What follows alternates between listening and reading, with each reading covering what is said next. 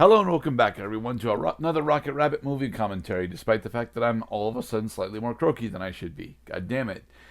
All right, so I specifically got a request for us to do a movie commentary on The Great Escape, a '60s wartime historical drama movie that is, oh my god, this movie is almost 3 hours fucking long, okay, and I know it's honestly a really good. I know it's honestly a really good drama. It is relatively famous with both its length and what all in all happens in it.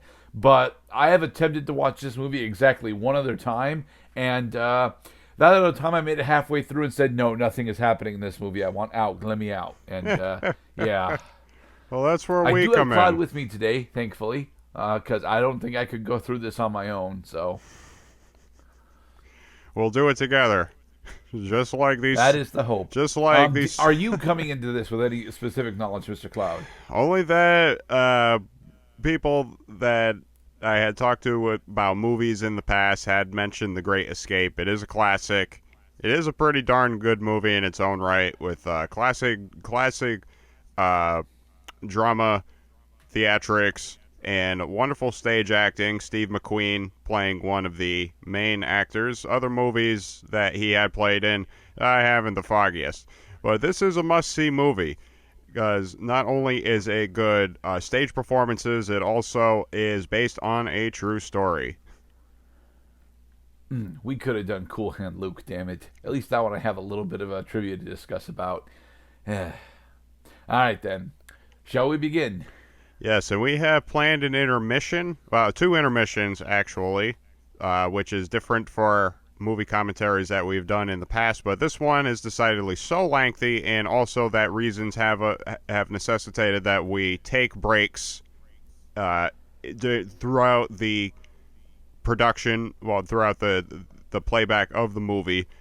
That we will let you know when we're at a pause and when is the cue to resume your video in order to follow along and enjoy a commentary track with this 1963 classic.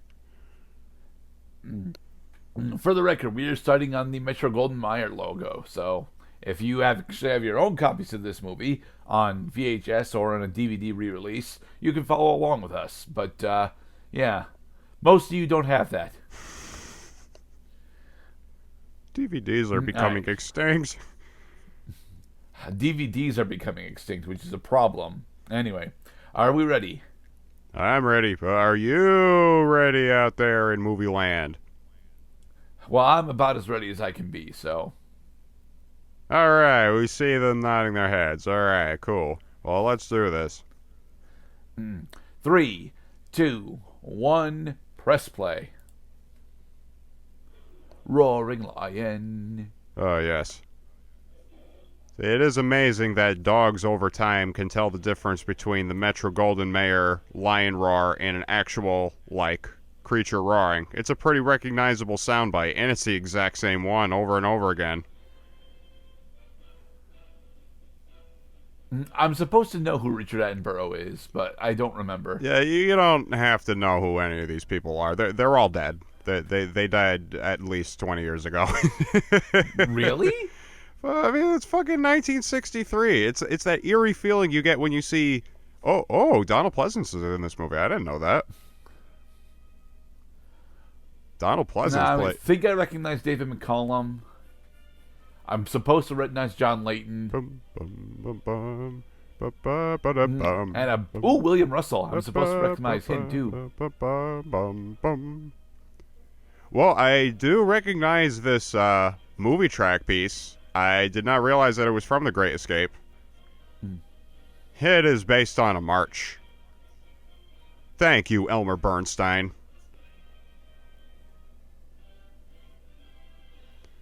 I do like the premise of this opening credits is the because of course this entire movie takes place in a prisoner of war camp, so this is the shot of the prisoners actually getting delivered to the camp.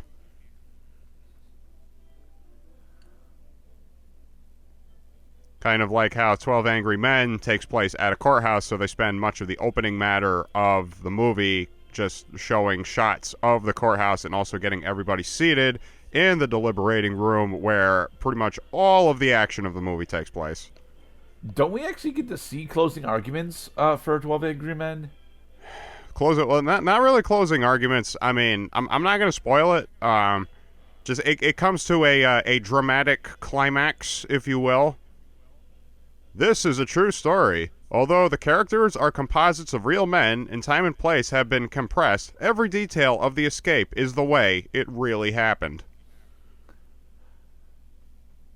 Including all the Volkswagens. See, that's the kind of classic cinema storytelling that you would only see in a Quentin Tarantino movie. Or Star Wars. But Disney does not get credit for modern Star Wars opening front matter. They stole that from 1977. Fair.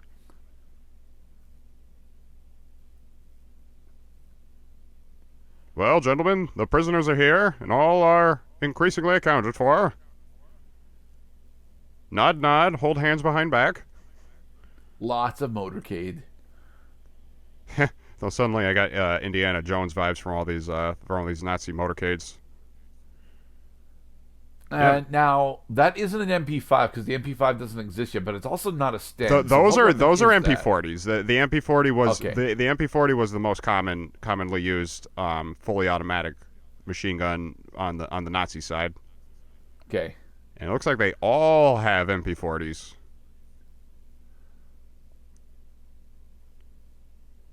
All right, men, get your asses out. Unpack your luggage. Drop your pillows. Huh. It's a bit weird that they're allowed to take some personal effects. Well, they're not going to provide them with clothes. I mean, they're coming in with the clothes off their backs and any other supplies that are going to make it easier for the Nazis to hold these bastards. And here the chickens are being let into the Tweety farm.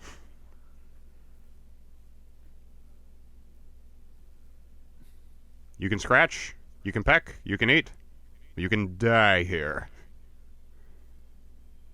But we already did Chicken Run. No, I do like this shot. You could see this is setting it in the reality. From the outside in, it's a barbed wire fence holding in prisoners. Not tourists, not residents. They're here against their will. They were captured in war, but rather than be let to die, these men could become collateral, leverage, in order for the Nazis to gain sway over the Allies' advance into Germany. I do like that they have a clearly marked death line. All along the watchtower, Nazis kept a view. Kept their view. While women only came, and they were barefoot servants too. And the Gurdite record head began skipping. I get the top bunk. You know, just because we've been captured doesn't mean we can't have some fun and get comfortable.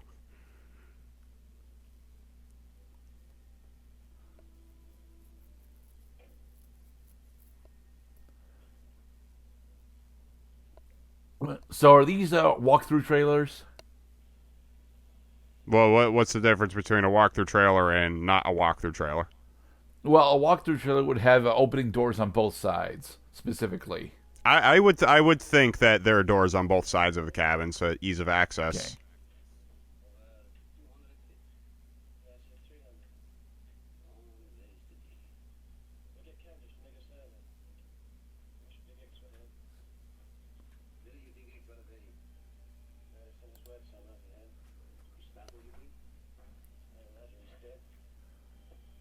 Admittedly, we're not watching this with subtitles because it was I picked this up relatively quickly instead of doing as much research as I was supposed to do on it.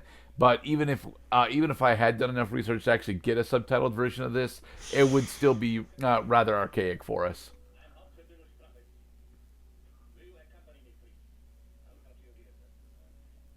Strappets.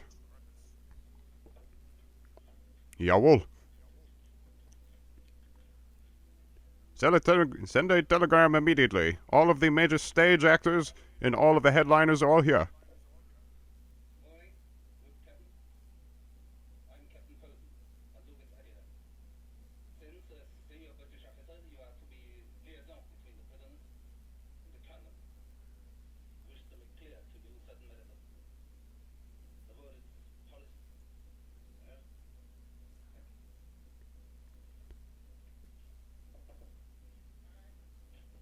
See, I mean, honestly, the Germans were about as bad with their international discourse as the Americans were. The Americans, they needed translators, they needed people who actually knew the languages, because most of these boys did not understand the language of the enemy.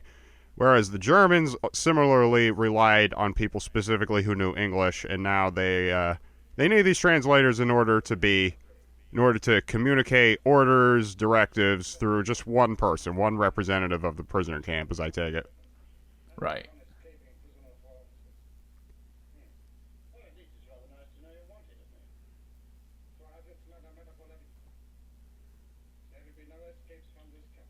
There will be no escapes.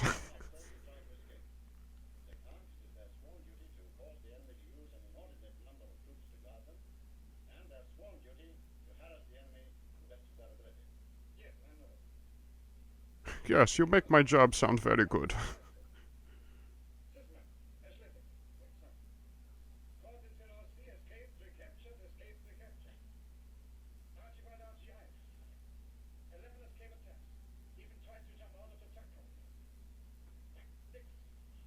Oh, yes, I could go on for days about this. Yeah, this is one of the smaller plot points that I did pick up during my first time. That these aren't just any prisoners of war. These are all specifically drafted to be escape artists.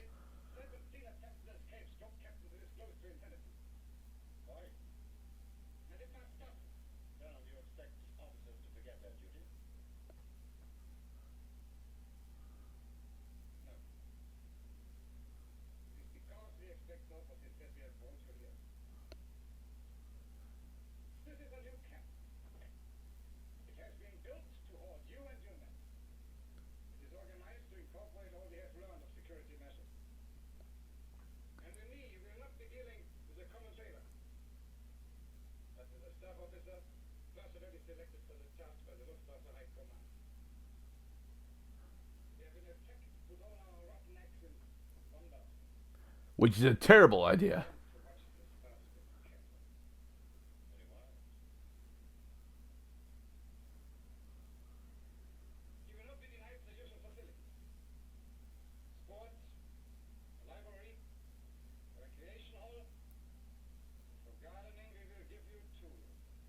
Ah, yes, gardening.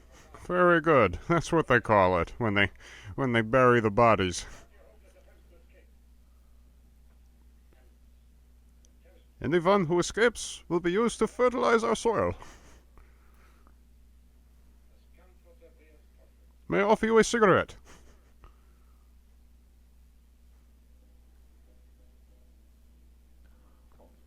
Yeah, where's the commode in this dump? More than likely, there's a commode in each cabin, and if there's not a commode in each cabin, then there's one built on one of each of the four corners. Nah, they would not put they would not put the latrine in the cabin because the latrine would stink up the sleeping quarters. Okay.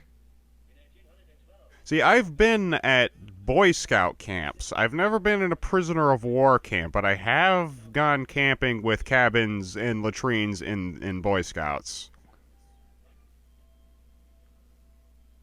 On some rare occasions, you'll find places with plumbing. Otherwise, you're crapping in a hole.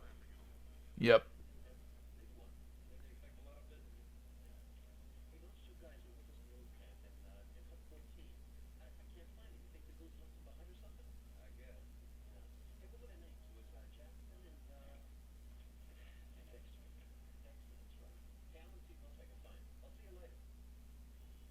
Oh, I'm sure we will see you later.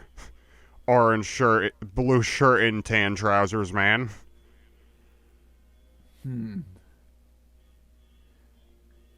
He's spending a lot of time scouting out the death line. You see, one does not simply plan and escape. Not a simple matter, no. You need information.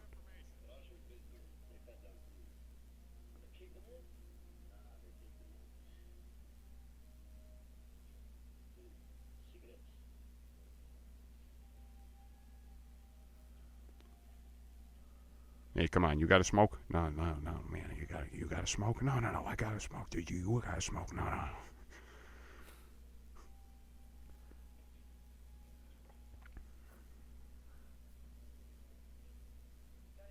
Oh, yes, the fire buckets. Gotta have fire buckets full of water ready.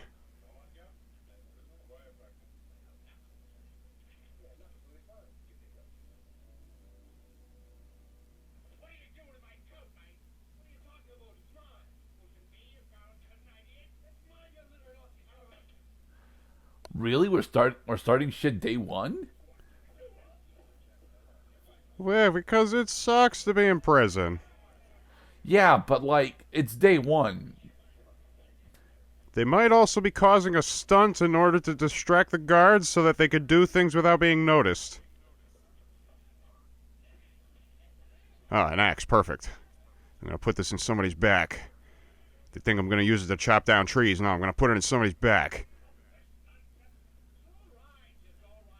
That guy hid in the truck underneath the trees.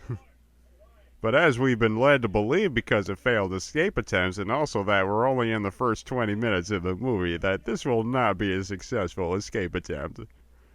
Are we sure? Because like that was a really, really well done distraction.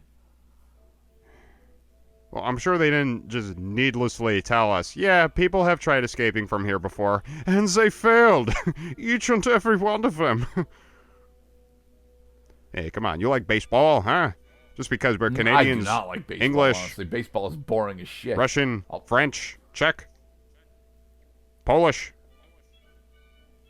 Hey, come on, I bet you guys in the Watchtower love a good game of b-ball.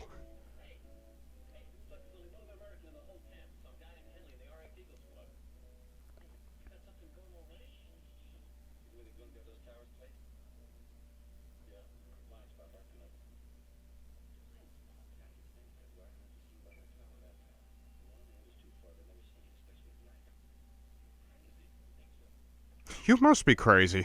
It's already been explained to us. It can't be done.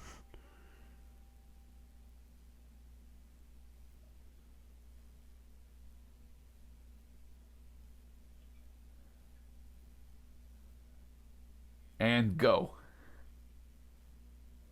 Well, I mean, not in broad daylight.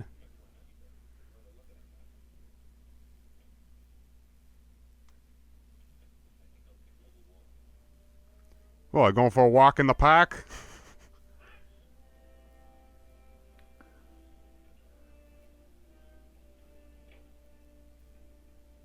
You can tell from their hats that they're Russian. No, which is a bit weird because aren't we supposed to be in the French countryside?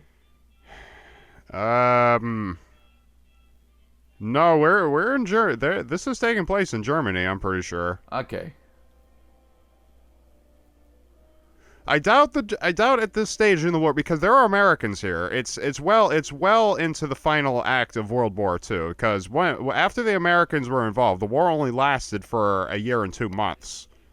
Right. That the end from the atmosphere, the lack of snow. I mean, they are wearing warm clothing. I mean, this could be like autumn 1944. This could be spring 1945.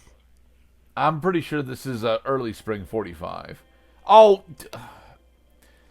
you see, that was stupid of them. You don't jump into the trucks as they're leaving. You jump into the trucks before they leave. How did they get on the roof without anybody noticing them? The cabins are set up in a grid, so more than likely they just climbed up the sides of the cabins on the blind side.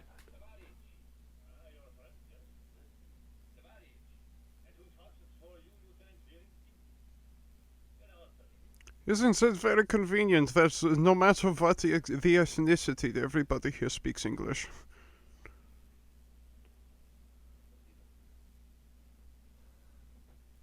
Oh, I see. He was trying to pretend to be Russian by putting on the clothes. See, this are Right. already like I could see why people enjoy this movie. That it's sticking pretty close to the premise that these guys are trying basically every minute of the movie to try to. Oh, yeah. They are sticking the pitchfork in. Hold it. Oh, please don't stab me. Like, I'm sorry. I'm sorry, bub. I'm sorry. I'll never do it again. I promise.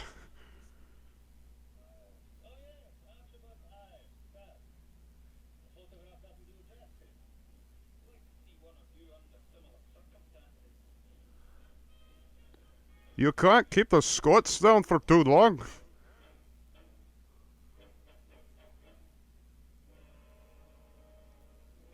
Anybody else want a poke?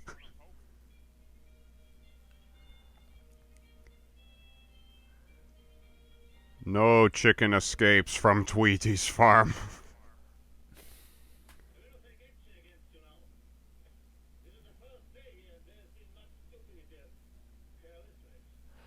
So they foiled 5 relatively poor escape attempts Well, yeah, they're from day not. one. They're not stupid.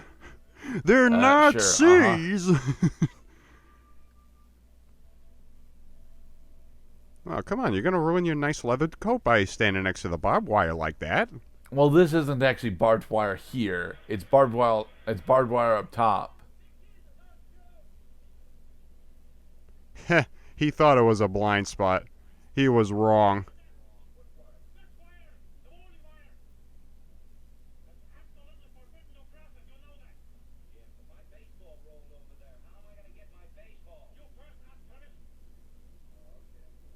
May I please get my baseball?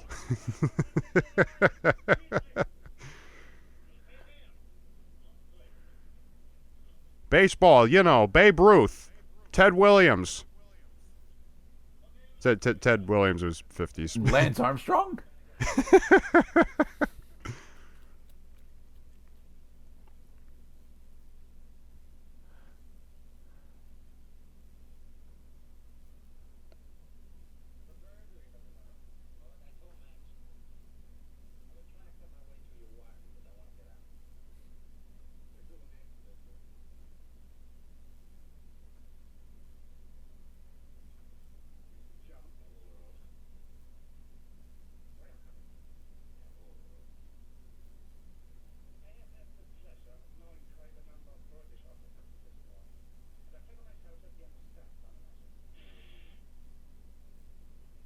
All right, who did that?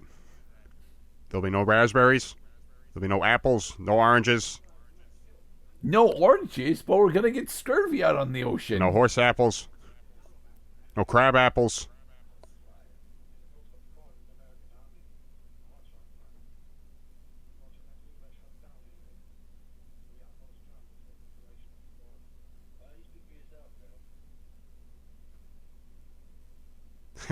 Who's prisoner and who's warden?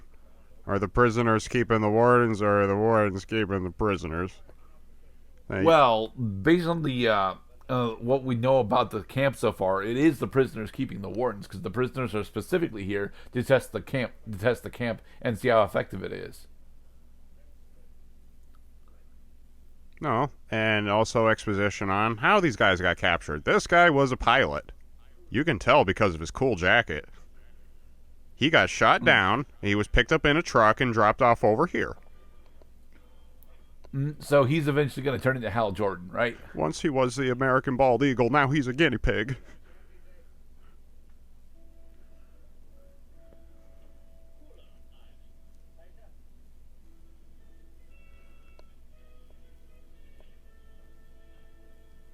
So a distinct height difference here.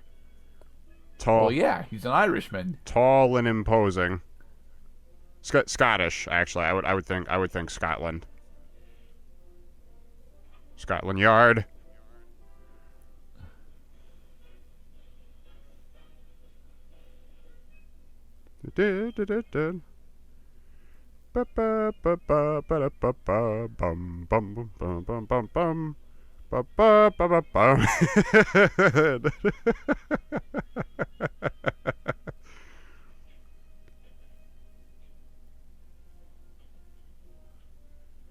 There are no colors in here except red and slight shades of blue.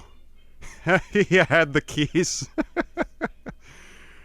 See, I like the sense of hope that I mean they don't call the movie The Great Escape for nothing. I mean, of course they do actually escape. They tell you in the opening paragraph narrative that they do eventually escape. There are a lot of clues to suggest that they do, because while the prison guards are experienced and they're hard as nails, these guys are clever. Oh, does he start throwing it against the wall? Yeah. That was this is so Chicken Run was making fun of this scene. Dude, Chicken Run makes fun of this entire fucking movie. I mean, come on. No, just it's so direct, because that is totally Ginger throwing what was she throwing, a tennis ball? I don't remember because it's been like 2 years since we did Chicken Run, so. No, we did it for last year Thanksgiving, right?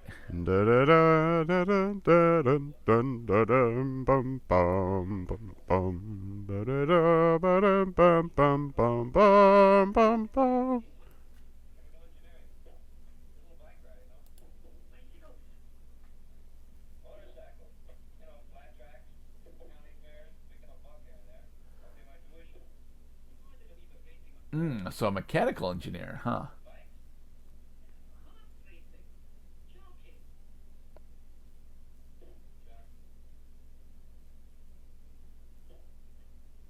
It is nice that these at least we don't need a particularly well, what I'm trying to say is that the exposition of these guys and their characters is not forced. Like, I think it's very natural that two guys in adjacent prison cells are just going to start a conversation, because these guys have never met before.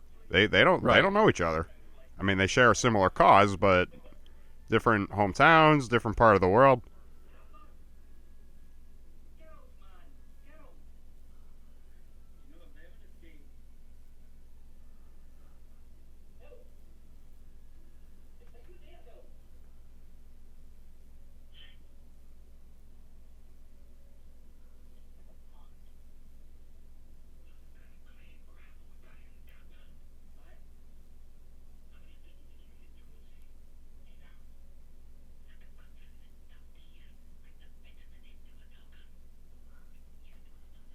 Whisper, whisper, whisper noises. Whisper, whisper, whisper noises.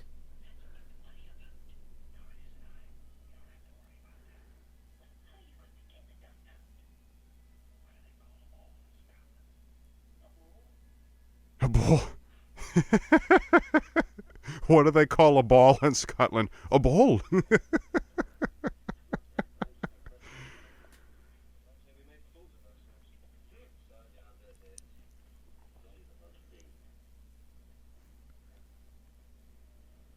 More vehicles. I see the circus performers have come in to find Rocky the Flying Rooster. Wouldn't it be nice to be outside of these barbed wire fences, where the grass is green, cool, And green. the trees are also green.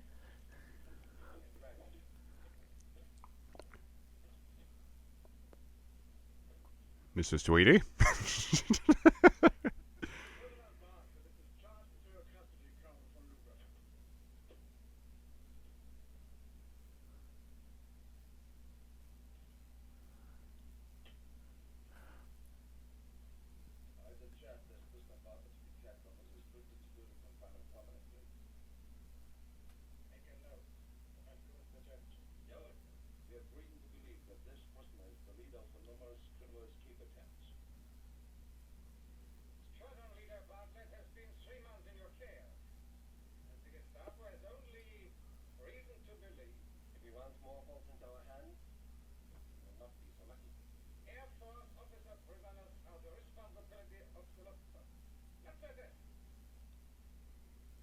Oh yes, is it Gestapo? Is it SS or is it Luftwaffe? Speak, gentlemen. Well, given the uniforms that we're seeing, especially the decorations, this actually might be Luftwaffe. But honestly, I think this is supposed, given the premise of the movie, I think this is supposed to be a United Forces prison conglomerate. Honestly,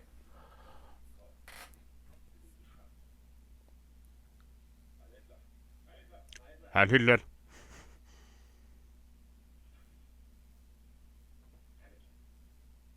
Oh, please, enough with your silly games. I have much work to do.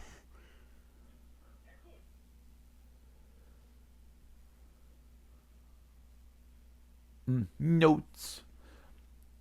Good to see that there's just as much bureaucracy on the German side as there was on the American side.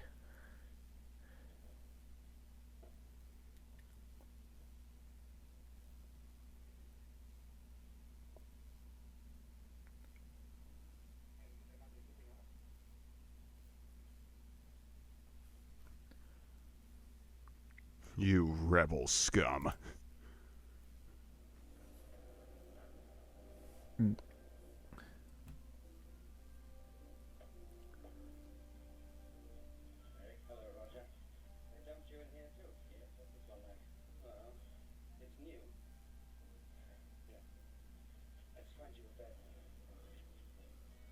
Oh gosh, everybody here is so nice. Well, the prisoners are specifically really nice.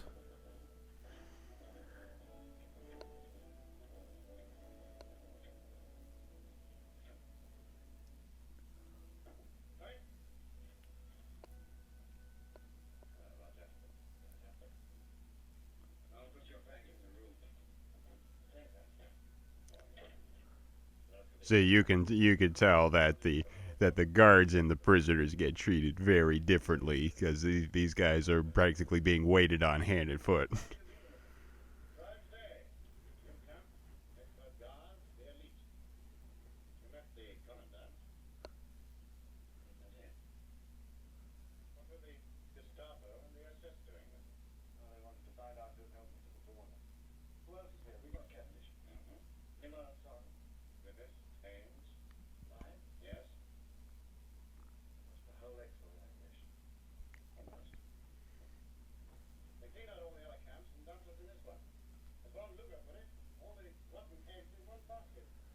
Which is still a terrible idea.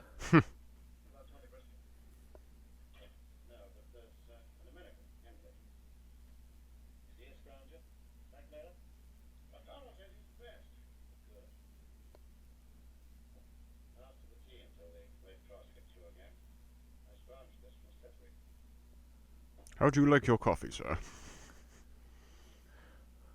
Hopefully not poured into a tin cup. Or pewter cup?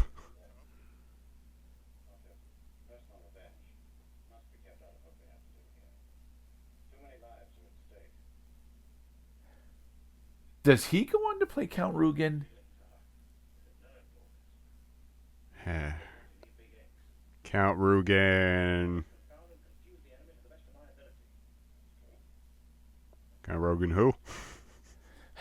Damn it, Cloud. Princess Bride. Possible.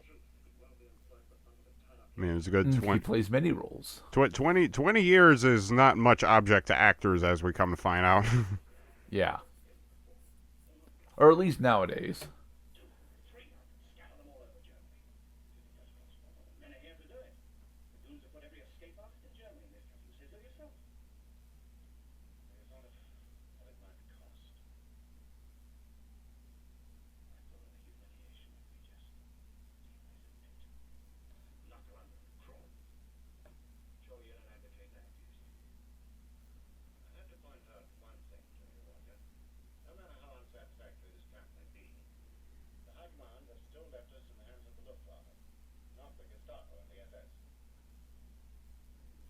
Okay, so we do have confirmation that this is Luftwaffe and not United Forces. Okay.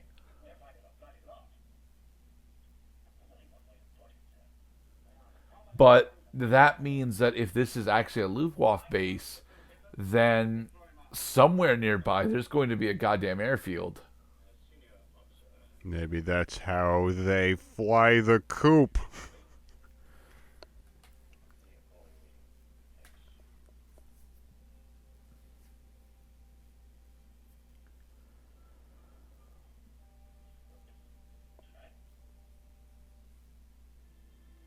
And so it becomes nightfall after they say tonight, because of course it does. Yes, after 30 minutes of day, now we finally see nighttime.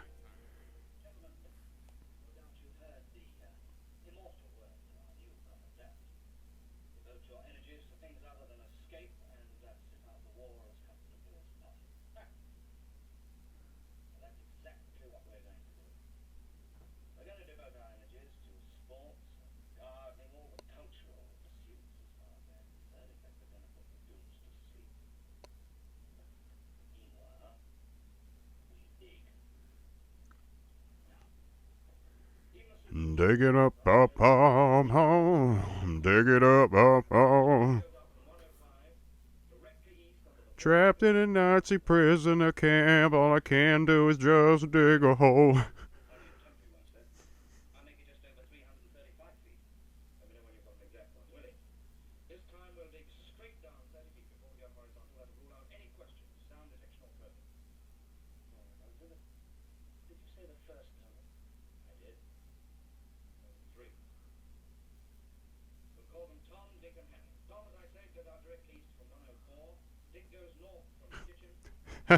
Dick goes north.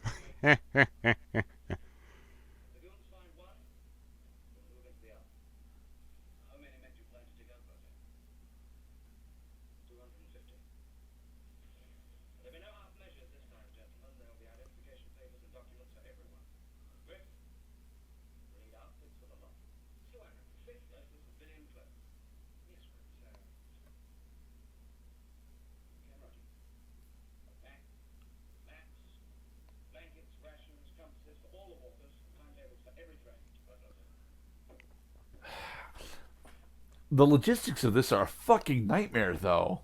Well, of course, they're trying to intimidate them.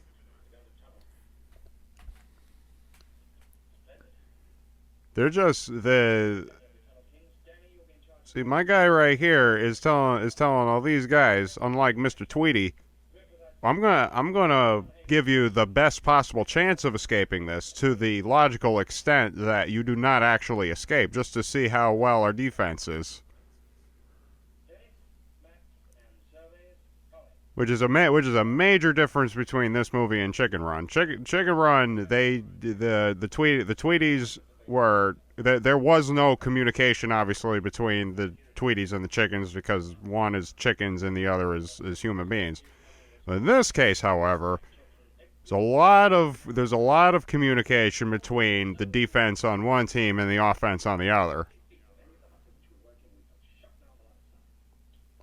And they say Vegas is always right.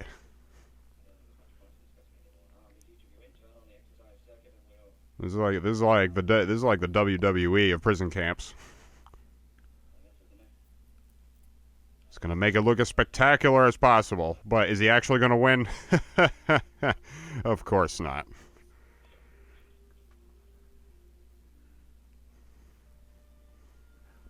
Why are they giving a locker? These guys are given a lot so that they are comfortable, so that they can plan, so they can think. This is not about just can we survive in this camp. This is about can we survive and also come up with the most clever escape plan in the history of prison camps. Yeah, but digging straight down? Yeah, I know it sounds crazy, but it just may No, be no, no. crazy It's not enough that to it sounds work. crazy. It's just that it sounds horrendously inefficient, and especially with an escape measure of 250 units. Like, there's no way that they're actually going to be able to build a stable tunnel that's able to house 250 units in it. Oh, I thought they said 250 tunnels. No, 3 tunnels for 250 men.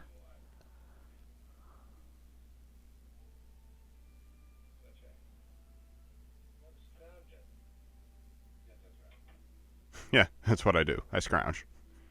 And I trade my wares for chicken feed. What of it?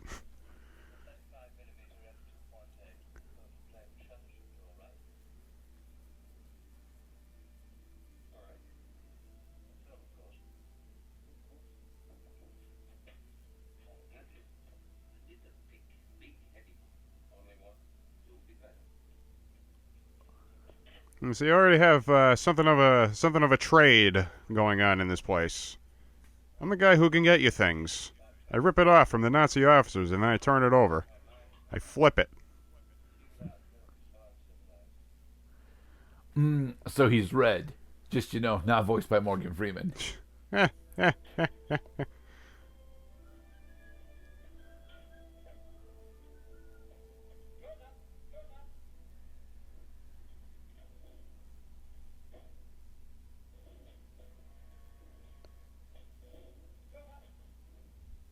Although if they got the windows open, it can't be that cold outside.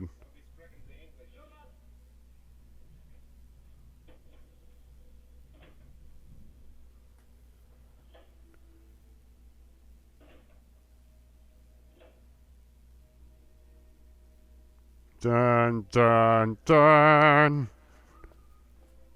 So what kind of ventilation are we having then?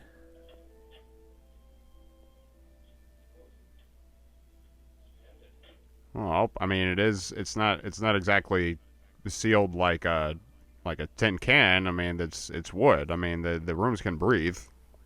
A bit. But again, each of these cabins is upwards of 15 people in it.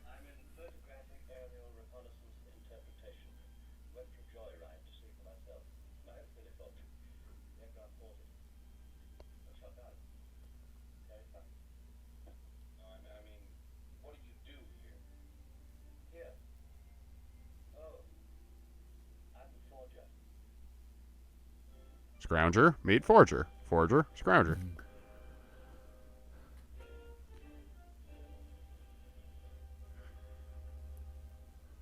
You see, I thought we were going to have access to sports. If we have access to sports, then why do we need to do a patrol around the death line? That was a very brief night scene.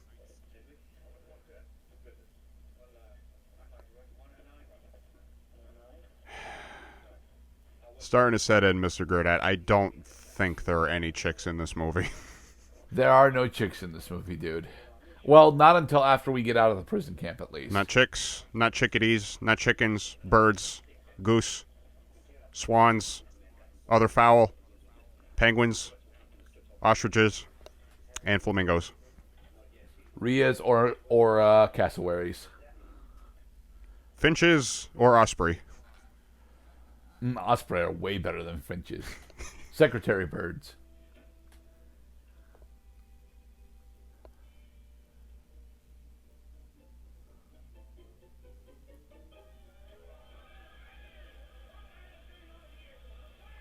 See, we're just finding out all the ways that we cause these clever diversions, such as causing water to gush out. Thanks to the musical swell, you could actually anticipate that something big was about to happen, and then something big did happen. Alright, so we're starting to see the formula here. One guy causes a spectacle, another guy uses the diversion in order to... Okay, so the Scrounger has just picked up a... What was that, a tire jack? It's 2 pry bars, actually. So nobody saw that.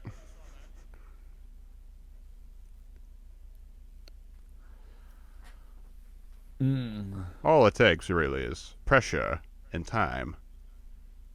That and a big goddamn wash bin.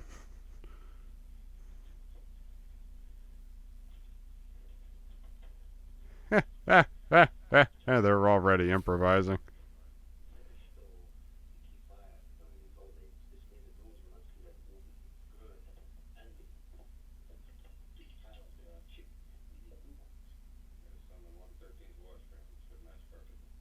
So you're talking to the guy. I'm the Scrounger. I can get it for you.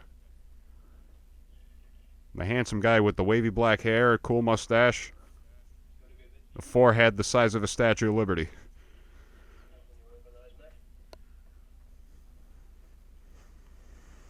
Oh, you guys. You're making my job difficult.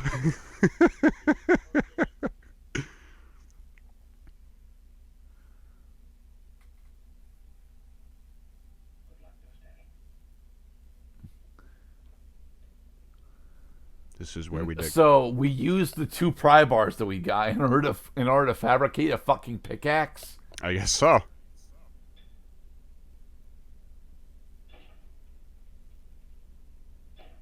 They have to do it at the same time so that they think that it's only one axe going when it's actually 2. Yep.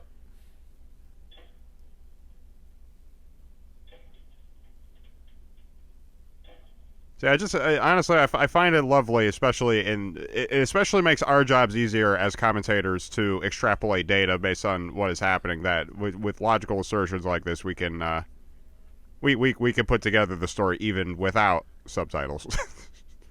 Yeah. But also, my question, of course, is with the characters that we've been introduced to so far, how are they going to get the writing utensils and paper that they need for forgeries to occur?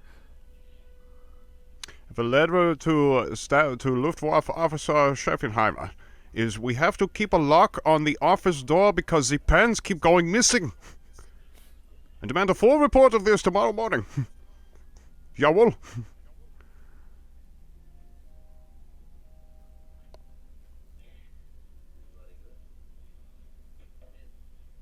But it's not perfect. See, now I'm getting reminded of a video I saw of El Padrino's escape from a Mexican prison cell. Because similarly, he appears to just walk into his shower room. He dips down, and then he never comes back out. Come to realize that there's a fucking tunnel that the cartel had dug from the outside to the prison that led right to that shower stall so that he could make his escape one day.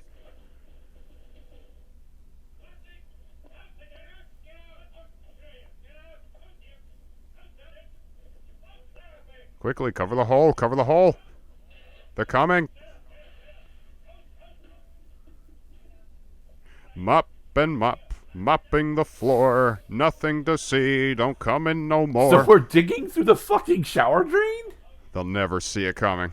Say, what are you doing in here? As he ironically stands on the shower grate that they were digging through.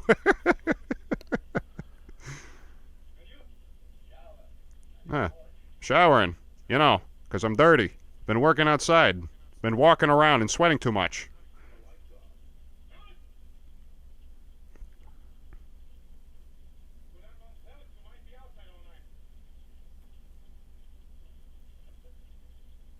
Hey, buddy, you want to hand me a bar of soap there?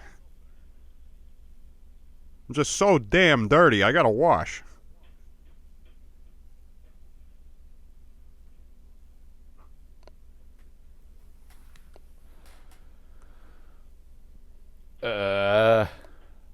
Those bunks should not be that easy to move.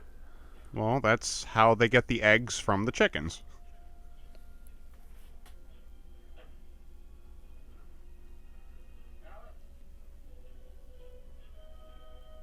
Oh, yeah, that's right. He was in prison this whole time.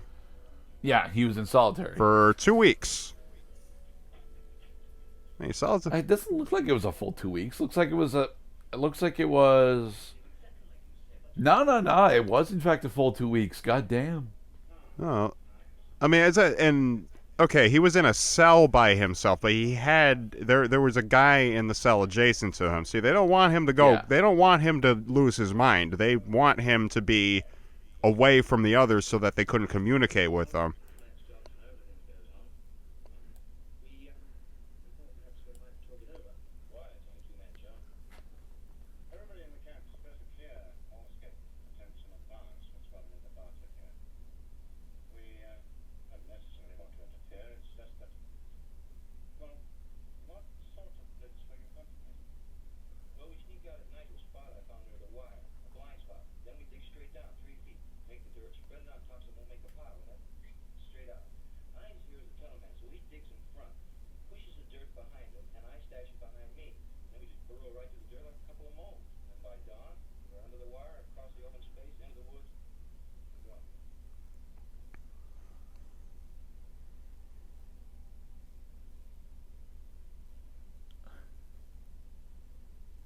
Well, what do you think, guys?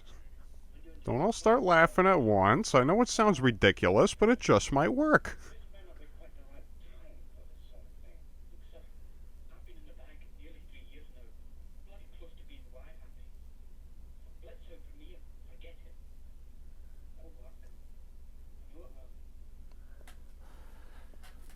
Well, we are at the 1/3 point of the movie, so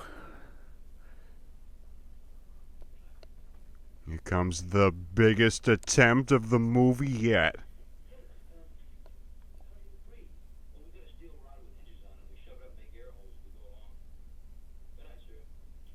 They think about ventilation. They're not stupid. we did.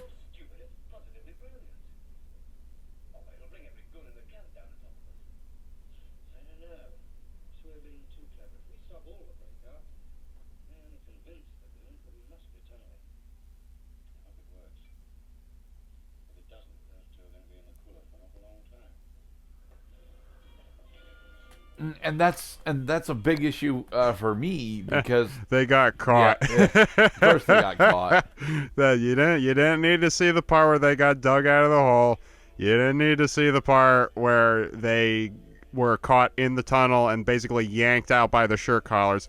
They just get walked back into the same cells they were just in, covered in dirt. That is laughable. Laughably good. Listen, I know our last attempt was a bit of a fiasco, but Mac and I have come up with a brand new plan. It involves a time machine.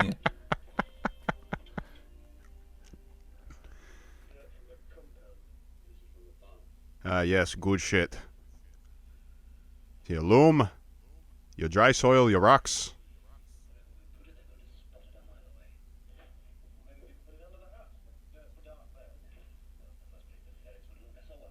Oh, yeah, I remember that scene. The Nazi officer was looking underneath the cabin to see if there was anybody doing any funny business down there.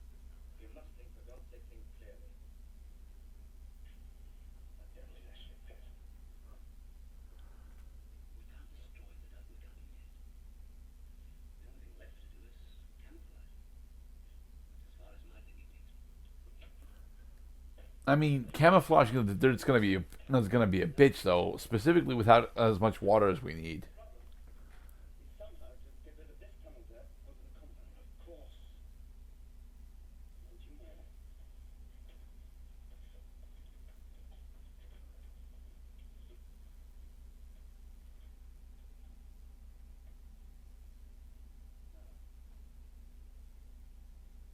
Uh-huh, socks. Okay.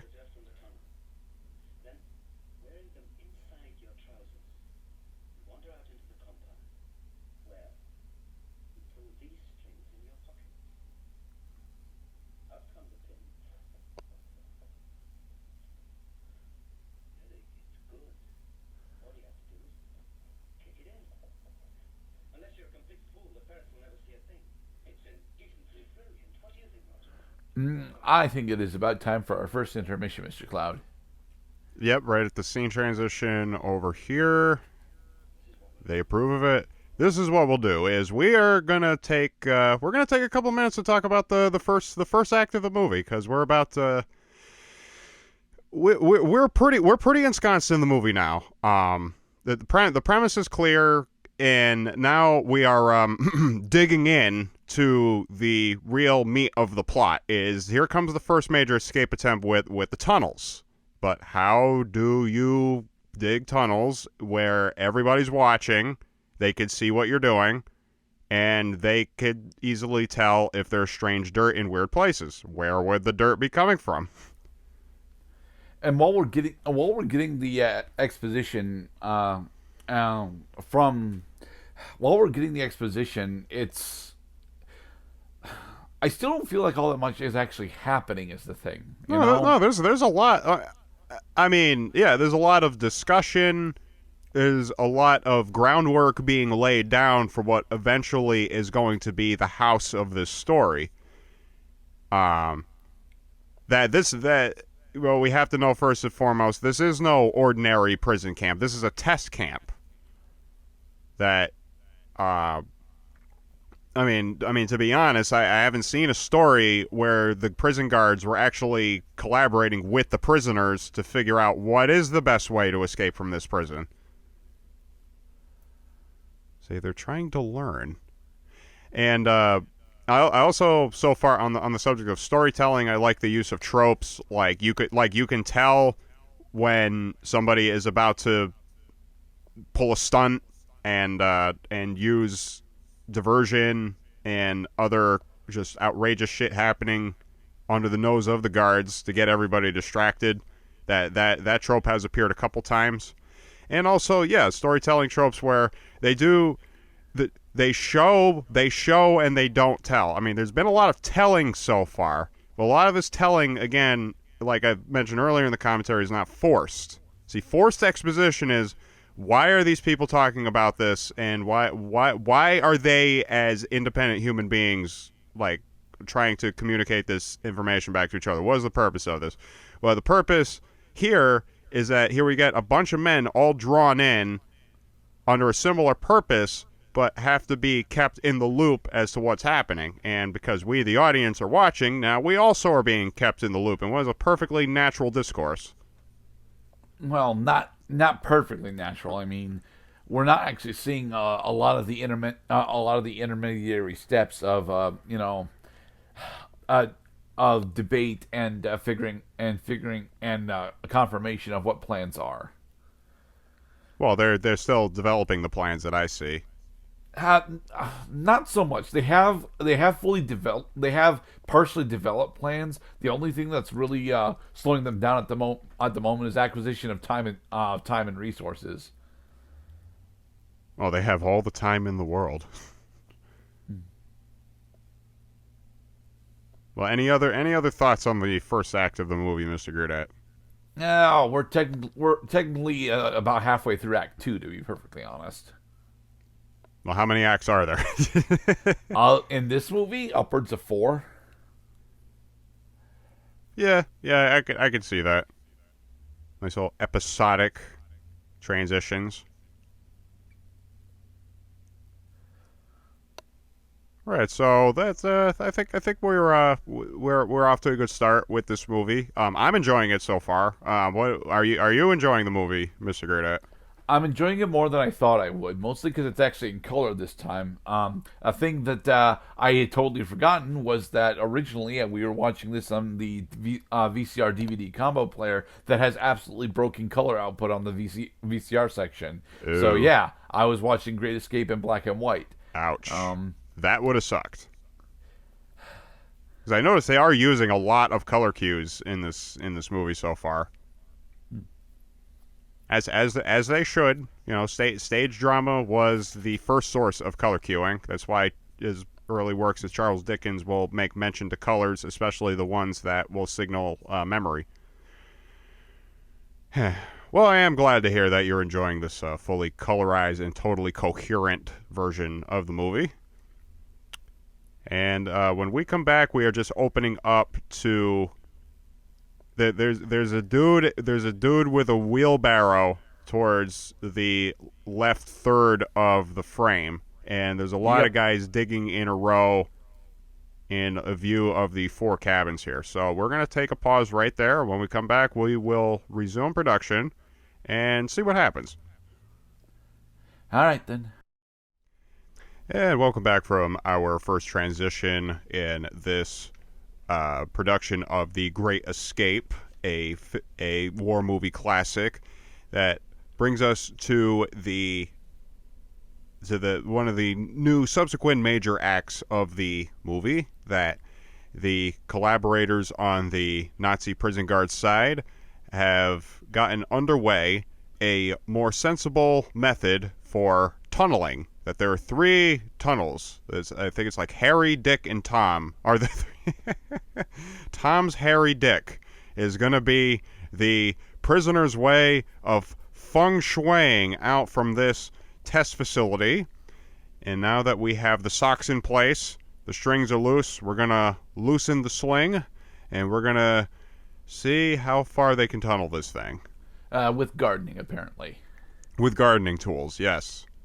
And with improvised pickaxes. All right. Now, for those of us joining us from the transition before, my esteemed colleague, Mr. Gurdat, counts us back down so we can resume play. The point where we are resuming is, again, there's a row of 4 cabins. There's a dude with a wheelbarrow towards the left third of the frame. And at the exact moment when we are resuming play, the transition had the crossfade transition is now fully complete. The image of the previous shot that was taking place inside the quarters is now fully gone away. You can see blue sky and trees and none of the other figures from the previous shot. So this is where we are resuming play. All right, then. Shall we begin? Oh, yeah, I'm ready. All right. 3, 2, 1, press play. Bum, bum, bum, bum, bum, bum, bum, bum, bum. Ah, morning. Beautiful day for digging, isn't it? He's doing it while he's distracted.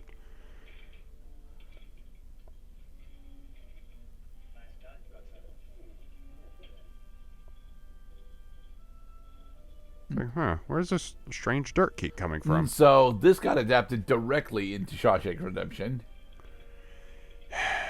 Spoilers, Mr. Gurdat, spoilers. Oh, come on. We've seen Shawshank Redemption.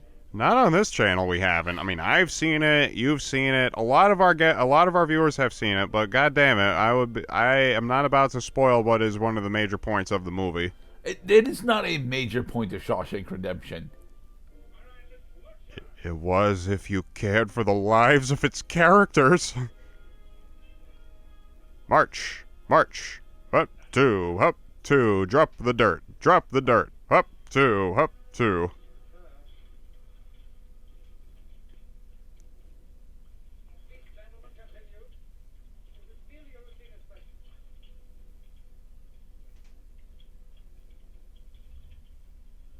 Is there a problem, Commander?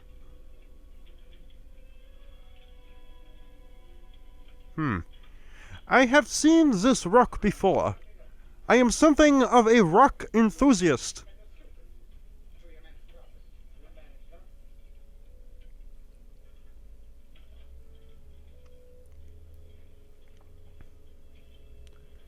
Would anyone else care to discuss these rocks with me?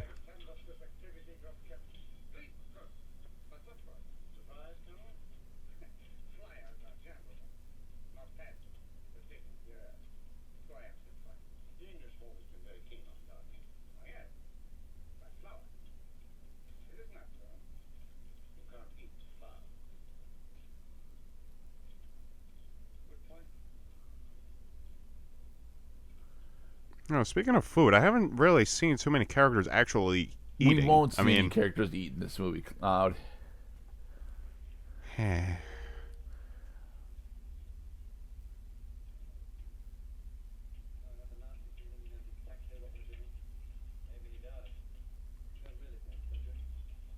Some of the best movies ever made had eating scenes. The Godfather, Goodfellas, Ratatouille. I mean, The Princess Bride has a scene where they're prepping to eat, but I don't think anyone actually eats during that scene. So, Amadeus.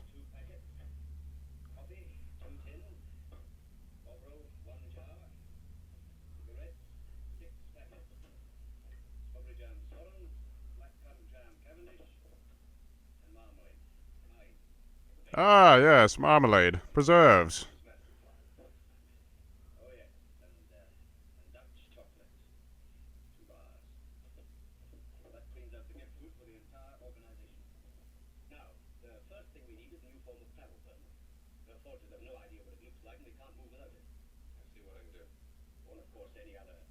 Yeah, I know a forger. I said that honestly. I said that in jest, and I realized, oh shit, there actually is a character called the Forger. yeah.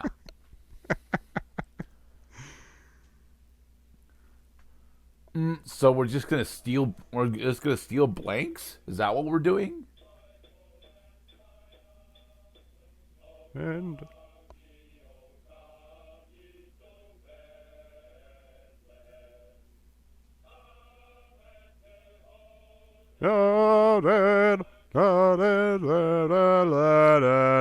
I am digging underneath the entire Nazi prison camp, and they are.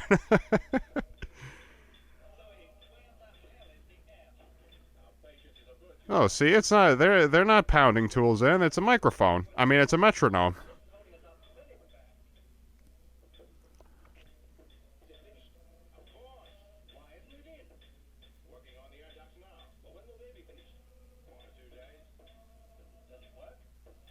So,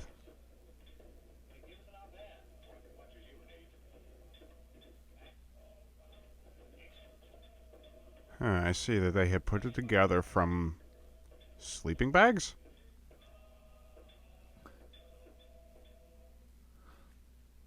How did they get the metal rings in order to actually make the pump, though? Maybe they cut them. With what? They don't really have any metal shears. Hmm. Hmm. I mean, it had to come from somewhere. Exactly. Like a lot of the stuff that they get simply by pickpocketing the guards, and I understand that. But there's a lot of things in here that they can't have gotten from pickpocketing the guards. Did the shipments of conveniently placed metal rings come in? No, those are still please. 2 weeks out. And when, on exactly which day is it expected to? Time, place, and color of the vehicle arriving that has it. Green Jeep, Sunday, 1 p.m.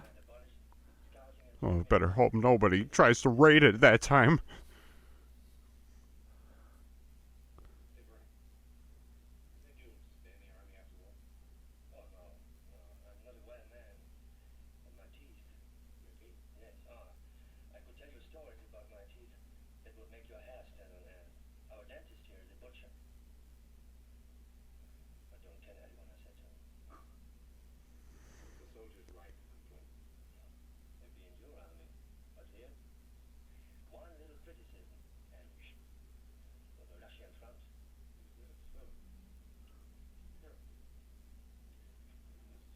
I know.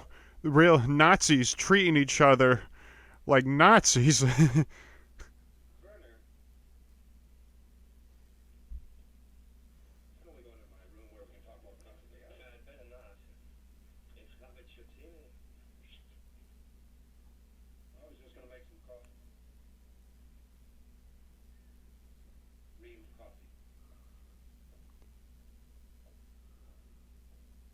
Oh, I mean, a real cup of coffee does sound pretty good.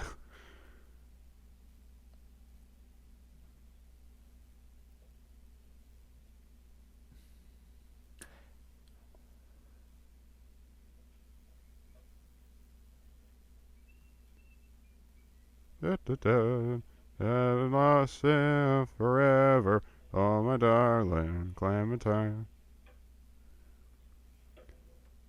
Cups of coffee into mugs for two guys a chilling out. No, she's not. Grandmother sends me lots of things, like chocolate. Your grandmother doesn't know the address of the place, you stupid persons, you.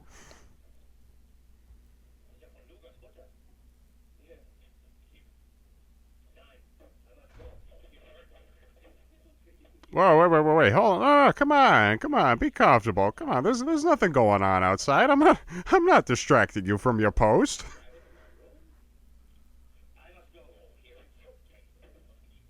Come on. Listen, what I'm trying to tell you is I love you. Marry me.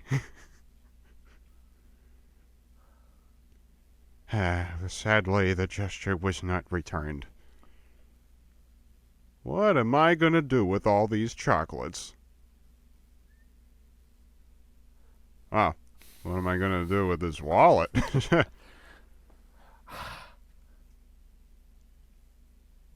Like stealing candy from a baby.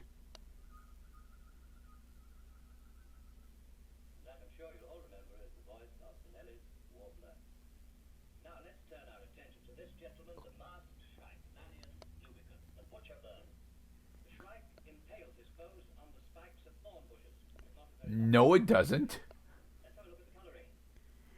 Are you an ornithologist, I am Mr. not, Gradett? but here's the thing. Any of the predatory birds, wouldn't bother to set up traps like that. Mostly because it actually limits their mobility.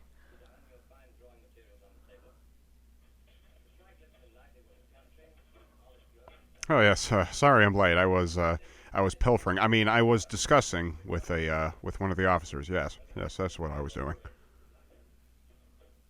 Oh, sorry. Like, oh, mass shrikes. I love this bird. Yeah, it's a real looker.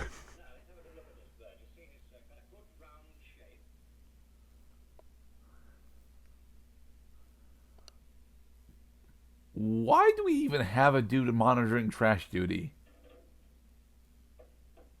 They have to watch everything.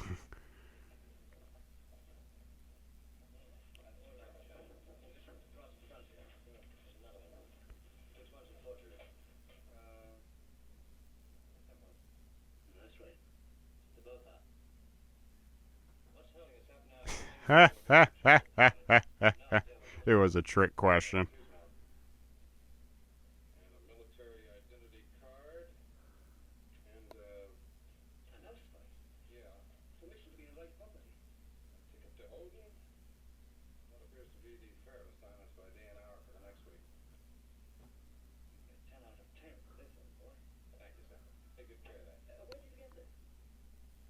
Yeah, I'm pretty. They didn't pick. They didn't put just anybody on this job. I'm pretty good at this stuff. We'll see you later, fellas.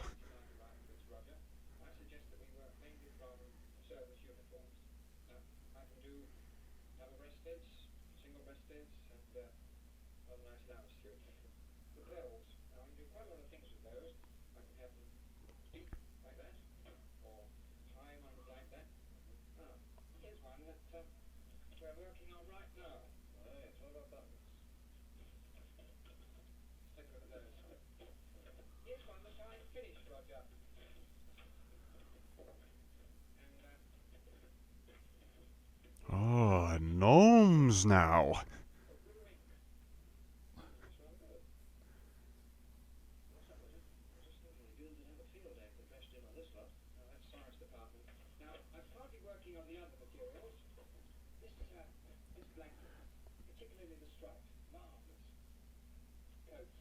Marvelous.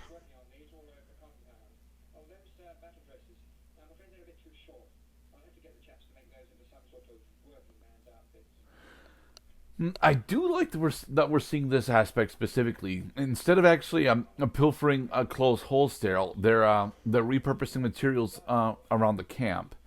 Thing is, this is gonna get fucking noticed eventually. I mean, now it's starting to strike me that this is not just a This is not just a test camp. This is like remedial, like prison keeping.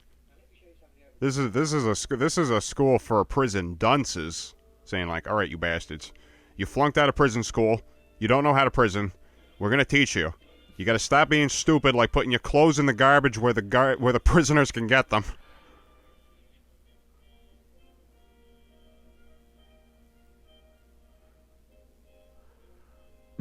And so our heroes have once again escaped the cooler.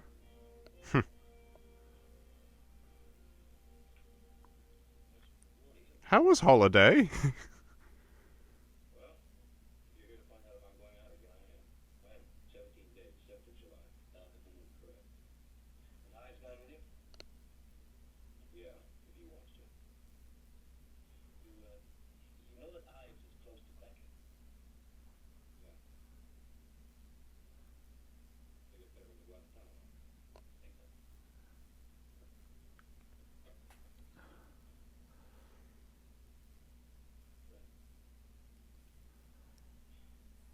You see, if they can actually fabricate all this different, all these different tools and fabric materials, they could likely can improvise bladed shears. Well, shears, yeah. Just the question is, how do they sharpen it without making too much noise?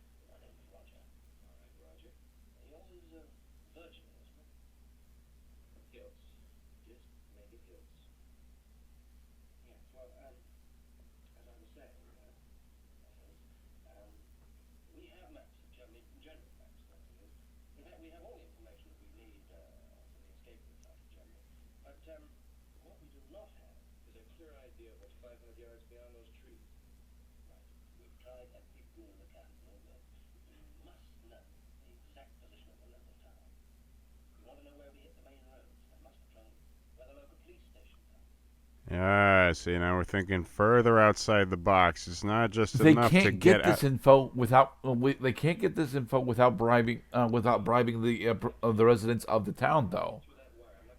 I got Doesn't chocolates. matter. They are not in a physical position where they should be able to get this information. Well, they're not going to get the information from people in town. They're going to get it from the guards, just like part of a what Harvey Keitel would have called just a natural conversation.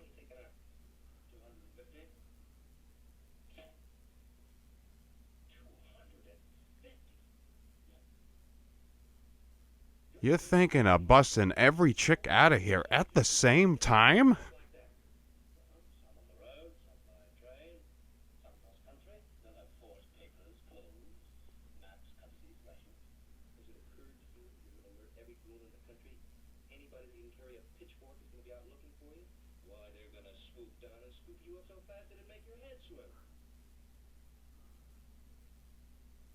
Like, he's got a point there. Yeah, that's We did my not big quite think problem. this through. 250 fucking units. There's no way you're gonna get 250 units out in one go. It's almost literally impossible, unless of course they just burn down the prison camp, and that's not so much escaping the prison camp as it is just destroying it from the inside. Like, I didn't think that through all the way either. If everything's burning, where are we going to stay safe?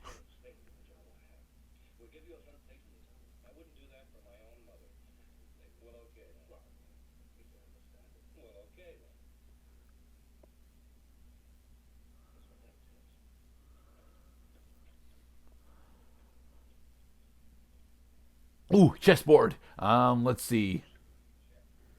Wasn't that a pawn he moved? It's a bishop. No, but I know it's supposed to be a bishop, but it looks like it's a pawn.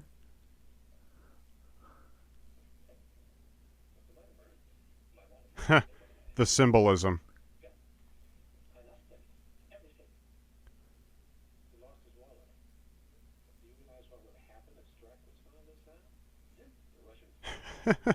My God, he lost his wallet. How terrible. However could this have happened?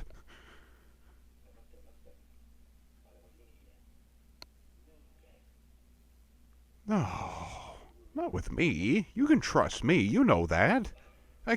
Didn't I offer you chocolates? A cup of coffee?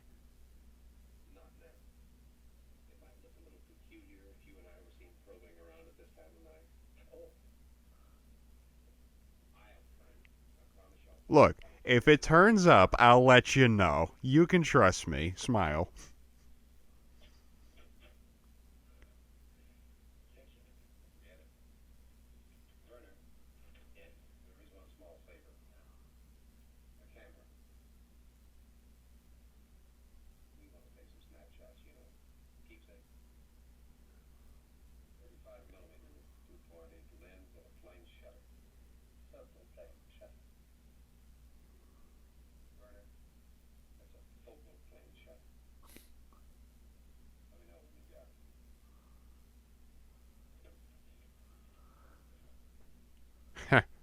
Werner.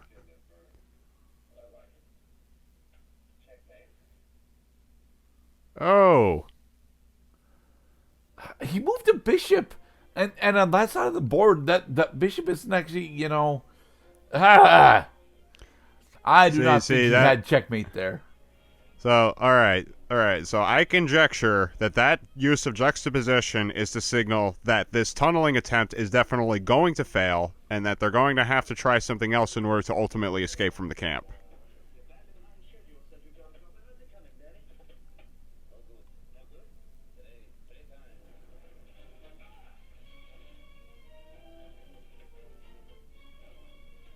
Uh-oh. Well, I gotta dig my boy out of here before he gets crushed How the underneath. fuck did they get the wood for this?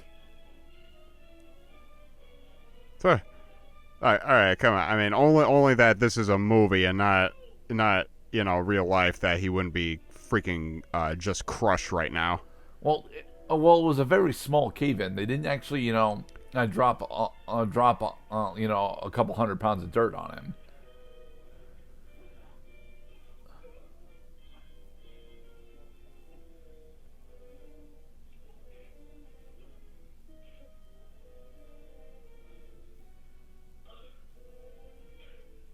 Yeah, don't you know, guys, you could suffocate.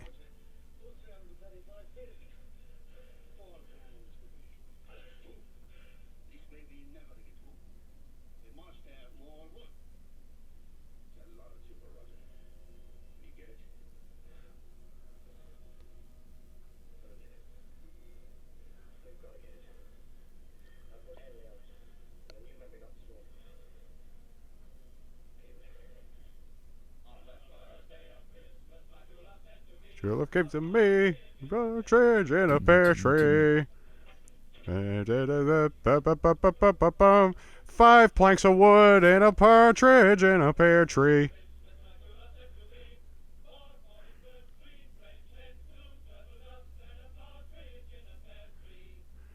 Sing it better.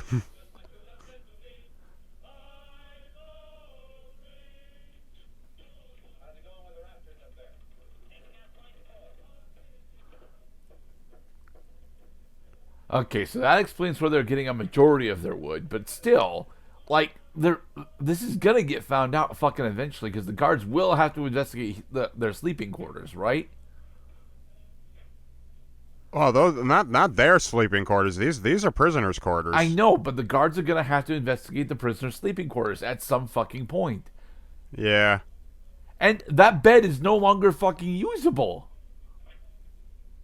Huh, great. Now we gotta surrender our socks.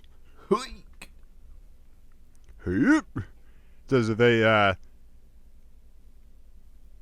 musical funnyman in me is laughing hysterically that they are singing 12 Days of Christmas while they're pilfering a bunch of goods around. Partridge in a pear tree. Oh, that is funny. I can explain. You bastard. Yeah, He took his bed sacrificing frame. their sleeping quarters is gonna come back to bite them. Oh, how are they supposed to plan correctly if they can't sleep?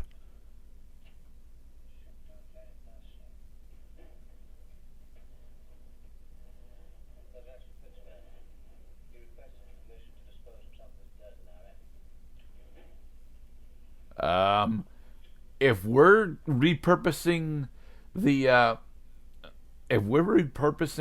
collection of wood that is our sleeping quarters, we don't have the ability to store dirt in the attic. Okay, guys, like, the little candles are cute, but you can clearly see that there are stage lights coming off in the foreground in order to illuminate this. Otherwise, this would be so dark you couldn't see a goddamn thing.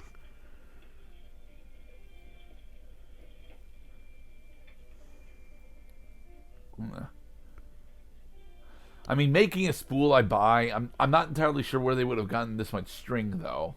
This is supposed to thematically, this is supposed to be upwards of 50 feet of string, right? More than 50 feet.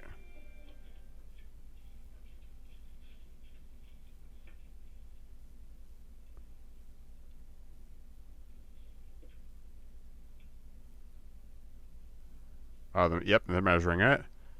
They're writing down measurements. You measure what matters.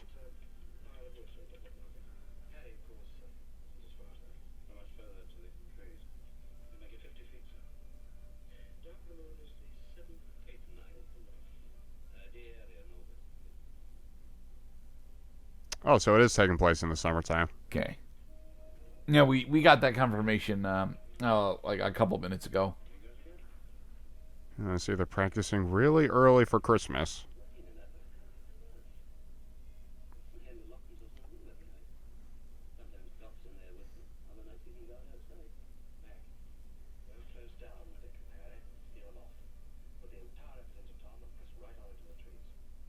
Ooh. I mean, it's a good way to consolidate time specifically, but that means that these tunnels are gonna end up being major weak points for Tom. And again, I don't see how the fuck they're gonna put 250 units through fucking Tom. That's a lot of potatoes. That is a lot of potatoes. I would like some potato stew.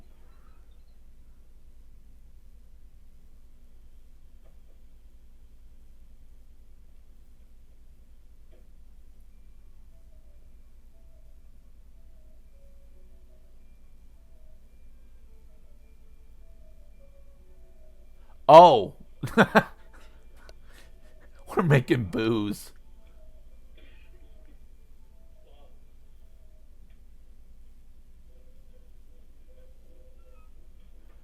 Yes, I'm pretty sure you can make. Yeah, of course. Yeah, they're distilling potatoes in order to make alcohol. Vodka, actually. Potato vodka. Mm-hmm.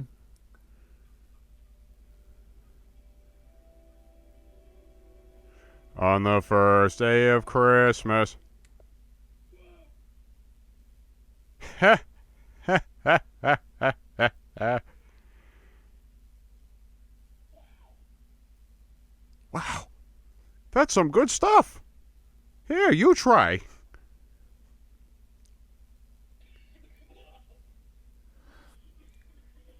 I think it's wow, guys. Wowzer.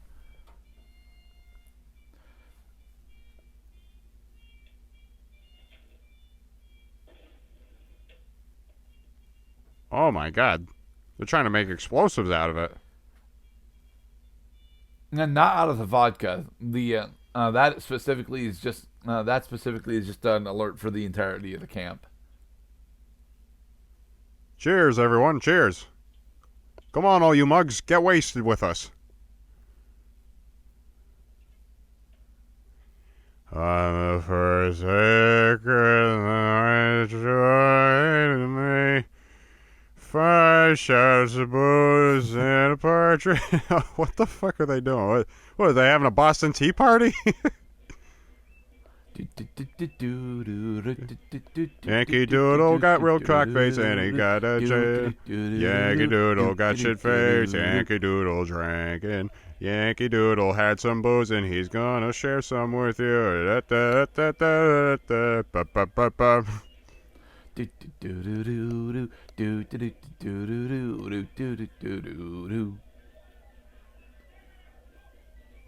All right, come on, here's the spectacle.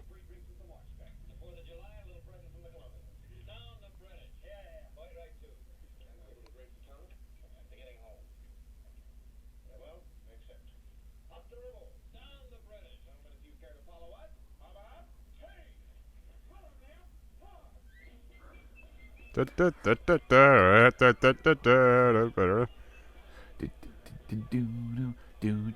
like a fine day for a drink.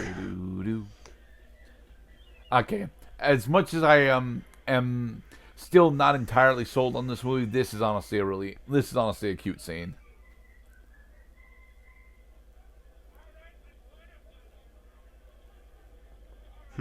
I hear the sound of people having fun. They called me in as early as possible so I may put a bullet in the head of any man who is enjoying himself.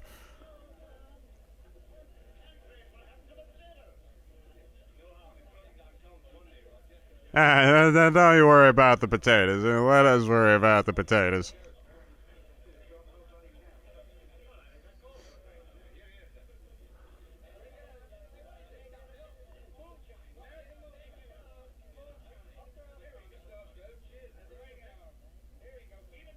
I mean, Tito's is made from potatoes. Oh, right, because moonshine is not necessary. Moonshine is more of a reference to the consistency of the alcohol than it Right. is the type of drink it is. Right. Moonshine is like So that 80% proof or some shit. moonshine is like 180 proof. Oh, okay. So basically, it is so strong that you can't really mix it with anything. You can't dilute it. It's just straight pure alcohol at that point, and it will get you fucked up in a hurry. Yeah. I think I can honestly say I've had moonshine maybe only once in my life, and yeah, it is pretty strong shit. Okay, save some for me, will ya?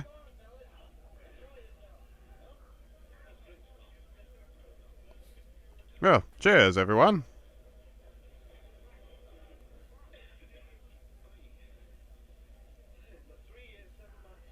Now, surely, at no point during this mass drunken confusion would anything unusual happen in this escape movie.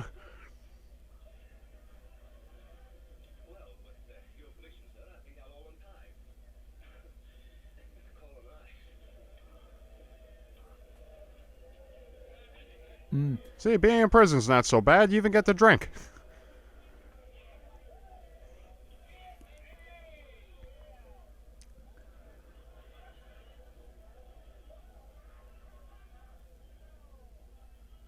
See, some movies will have everybody start singing and dancing in unison. These guys are all drinking at the same time. Yep.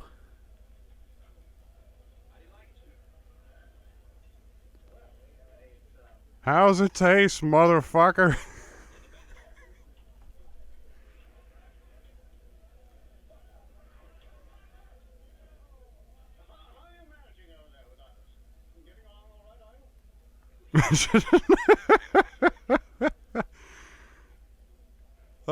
Inability to concentrate, blinking frequently, glazed look in the eye. Yeah, these guys are cocked.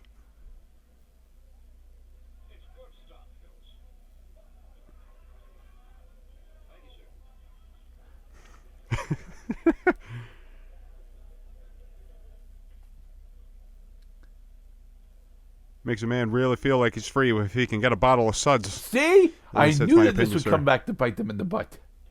How did they fix the bed so fast? What did they fix the beds with? String? To give the appearance of stability without the function?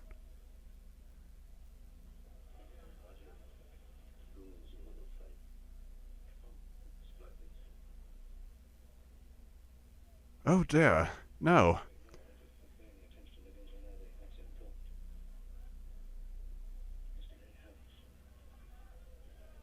Just keep drinking.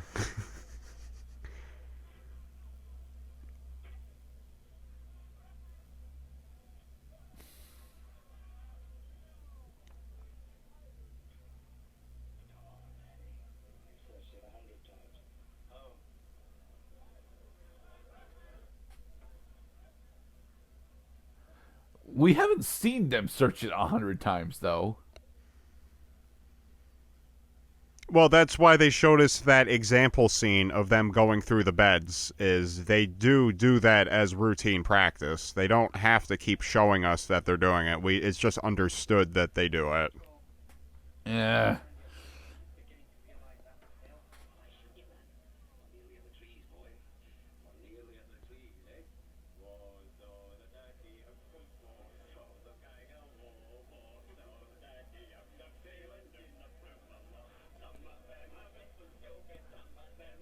Yeah, now everybody's breaking into song. Nice.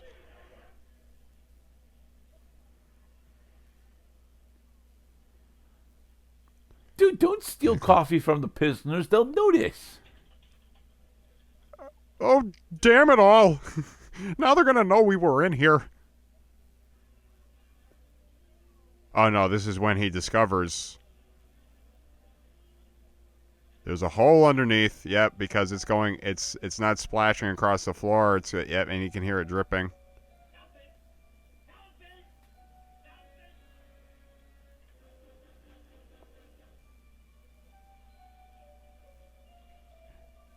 Are you a magician?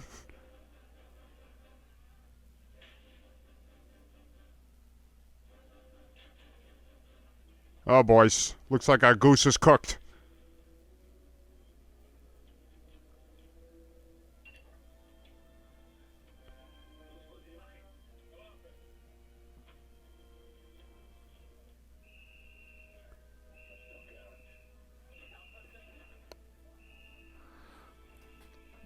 So, at approximately the halfway point of the movie, our Tunnel Tom has officially been discovered. I guess the jig is up. We only got a small jig, dang it.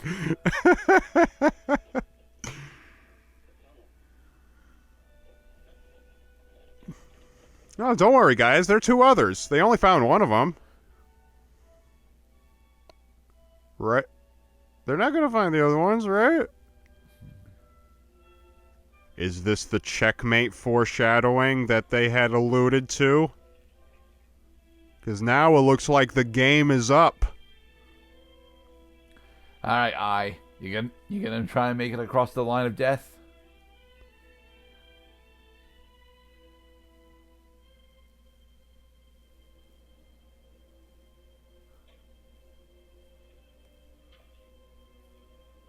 Mac, no, don't do it. Mac, no. Boink.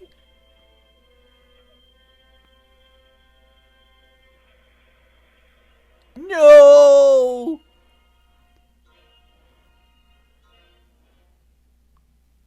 You bastards. He was one of my favorite characters. He doesn't actually have all that much screen time. How the fuck did he get down already? Oh no, that's not him. My bad. That's it. That's the other guy. Yeah.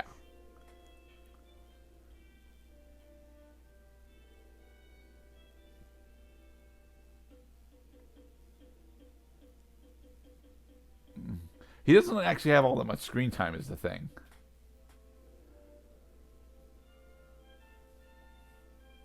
Well, he had enough to make a connection with our handsome hero.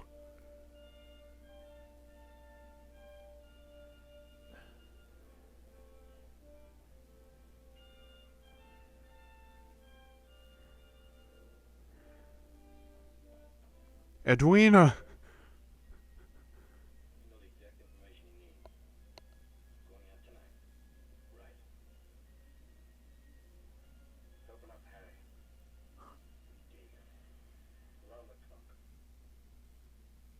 Okay. So they shut down Dick and Balls, but we still have Harry.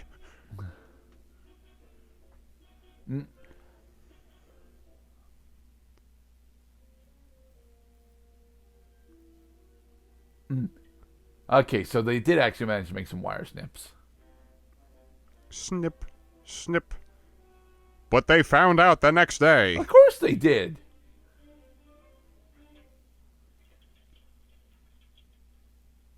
Oh, no, please, not now. Can I keep digging? All right, let's get right back to digging. All right, now it's your turn. I mean, I could be part of that line, but I couldn't be digging. God, no. Yeah, these are the chickens passing everything along in a row.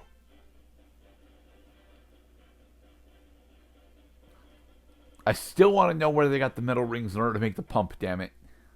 Maybe they got it from tire rims. I don't know. Actually, no. The cars never get that close enough to the camp.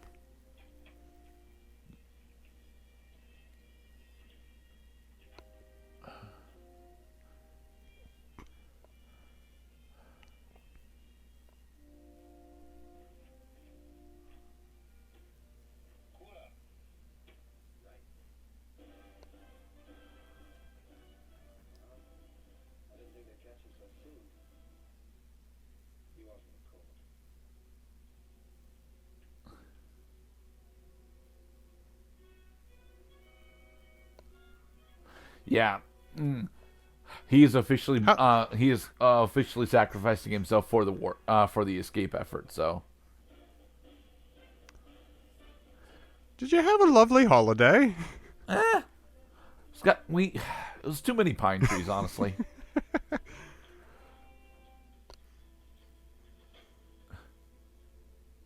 Ah, good. My favorite cell. Thank you. Thank you. Yep. He's got his baseball. He's just going to play catch for 2 weeks.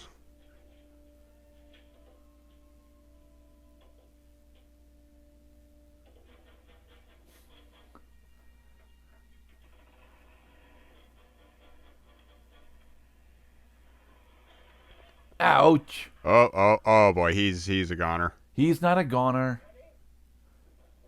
See? He's alive. Well, for the moment, I mean, it only just happened. I mean, you can suffocate in there. That's what the pump is for. No, I mean, not because the oxygen is too low, but because he's fucking choking on dirt. He's able to speak. He's fine. All right, he's good. He's good. Just we have to keep up the dramatic tension.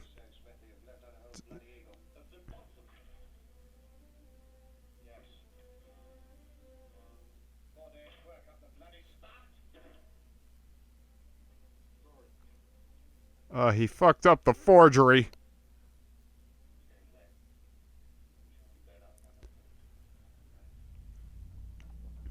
God damn it, there's supposed to be an I after the E, not before.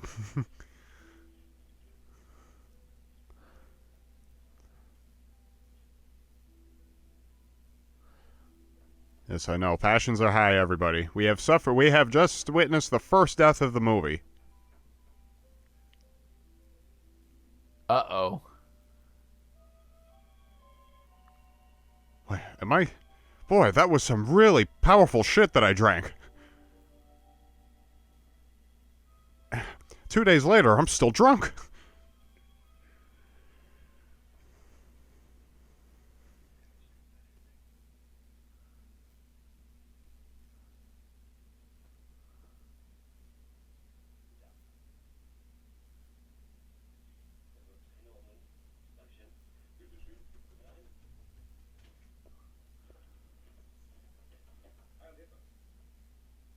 Yes. Heil Hitler, give me your papers.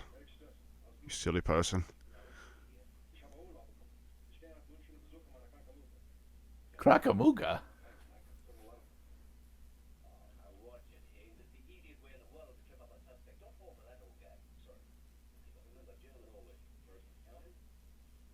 Oh, I see that the practicing. Yeah, they're practicing. So I guess It's I a do very not remember. important thing to practice when you're going through customs, damn it.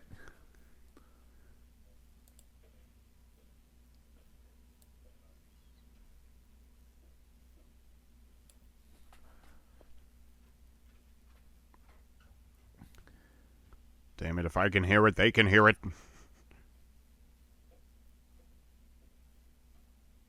No, it's step, hip, step, pivot. Are you trying to piss off the volcano?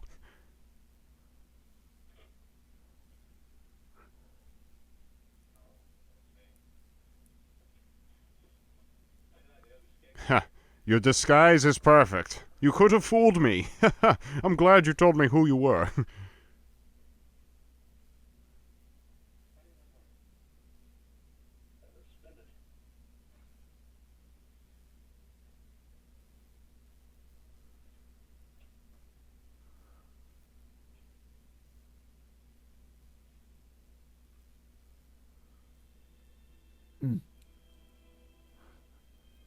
You'd think they would use darker metal than, a silvered stuff.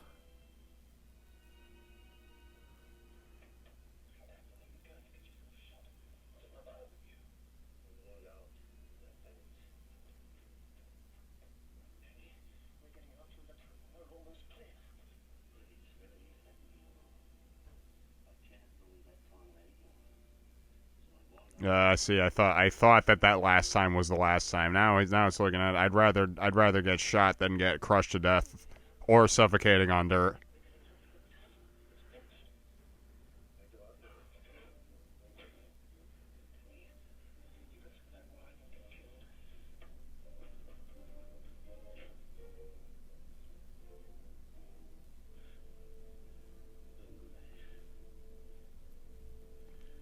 Do not punch me in my perfectly handsome face ever again.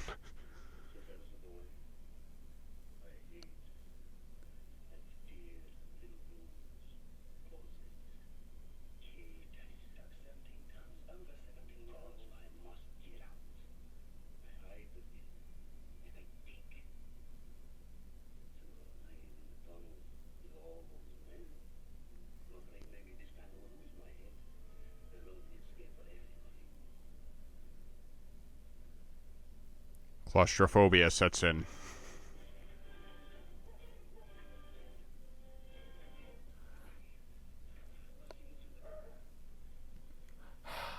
We have not been informed that they had puppies. Yeah, I know. I can hear them too. See? There is a puppy! Puppies!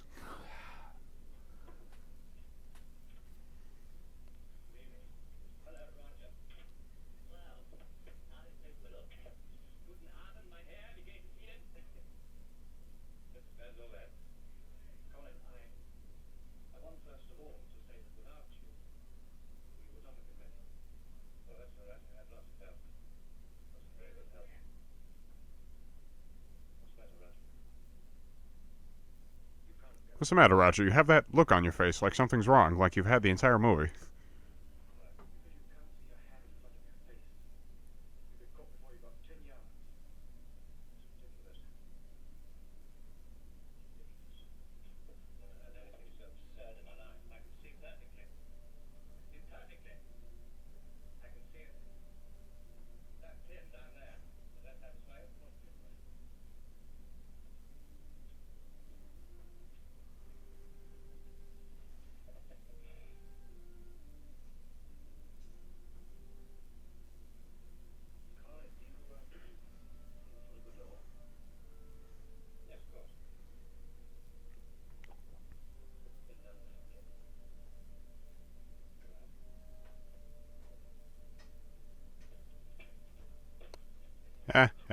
But he didn't see his leg stuck out, so he tripped him right away. Yep. That's a neat little trick right there. How many fingers am I holding up? 71 and a half. Yeah, Anna, please, huh?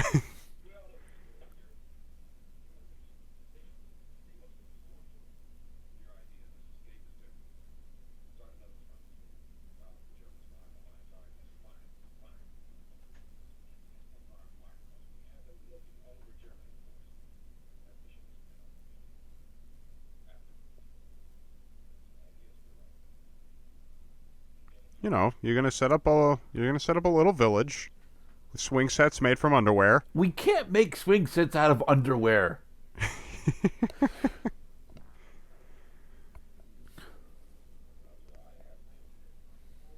You've all the time in the world to figure out which came first, the egg or the chicken.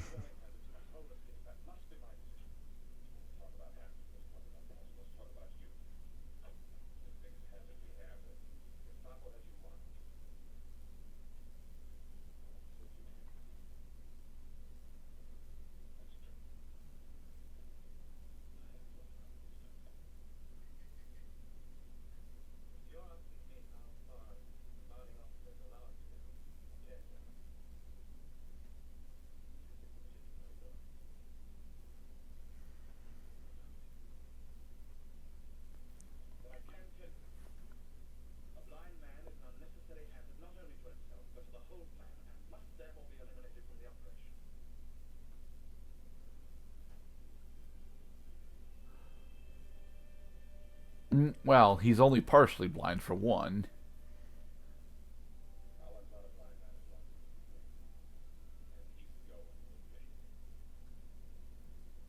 I'll make sure he gets out. I'll be his eyes. Nobody leaves behind my blind friend. Partially blind, damn it.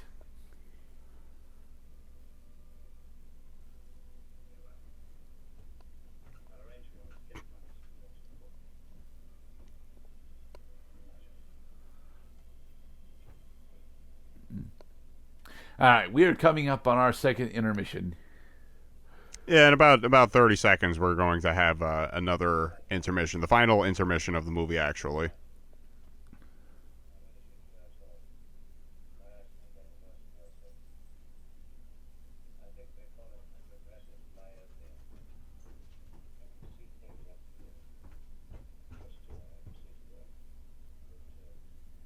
So he has become nearsighted.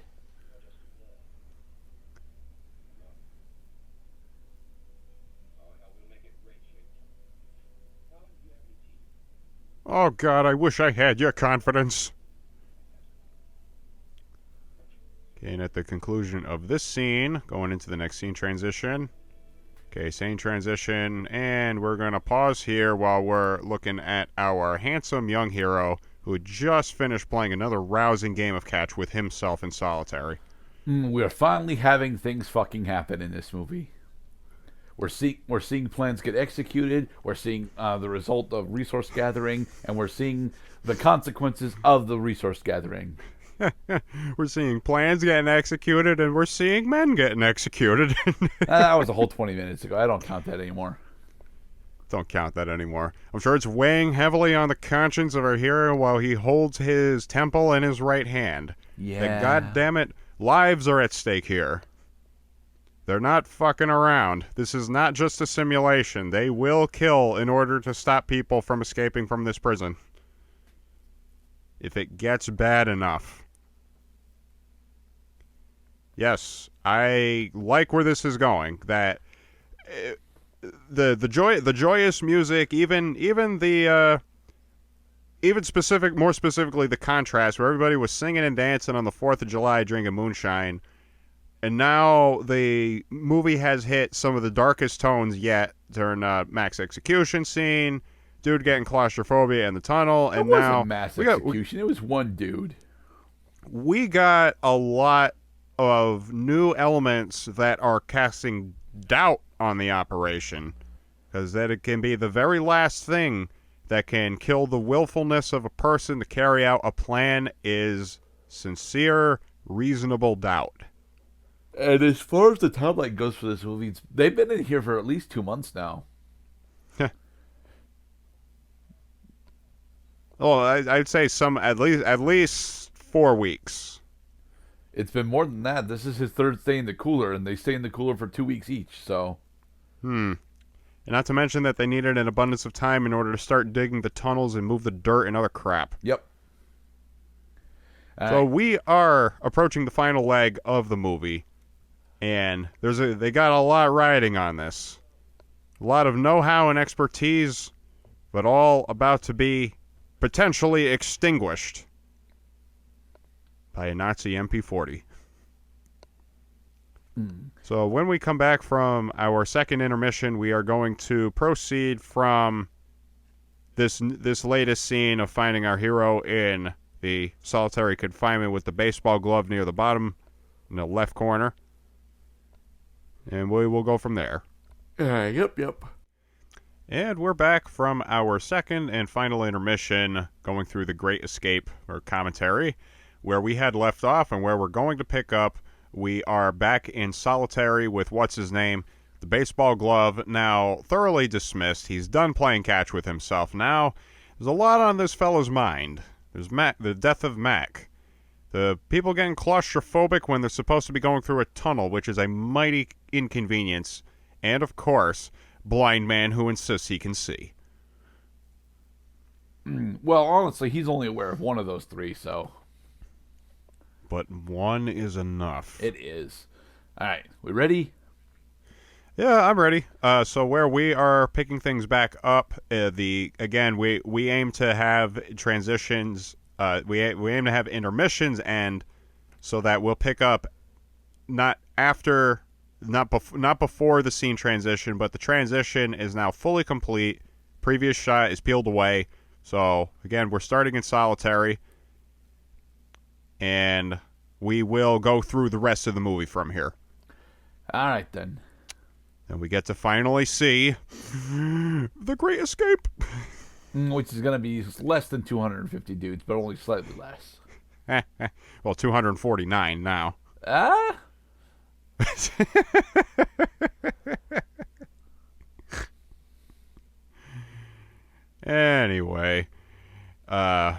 Mr. Gerdak, kindly count us down so we can resume the movie. Yep. 3, 2, 1, press play. My God. So many lives. So much thoughts. So many instruments. Brass. Drums.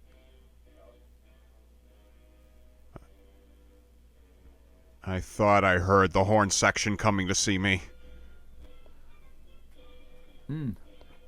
He really is a full foot taller than him. Well, of course they're taller. Just David and Goliath. It's one of the oldest cliches in literature.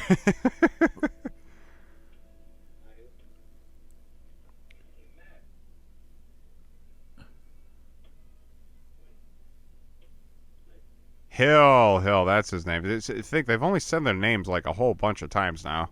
Not really. I think every named character has had their name spoken exactly twice. Yeah, and I unfortunately have come to call the now deceased Scottishman Mac, even though his name was not Mac. I'm calling him Mac because I'm that pretty would sure be his name was but Mac is the name of the Scottish chicken in Chicken Run. The nerd.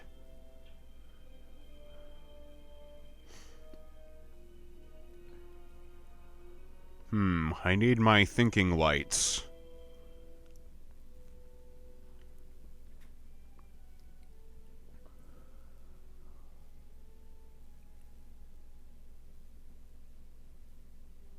It's getting near time. You know, you guys are all dressed really nice, but you're gonna look a little silly coming out covered in dirt. yeah. Like, please, I don't want to go in there. He's really white knuckle grasping those ropes right there. He's just not looking forward to this at all.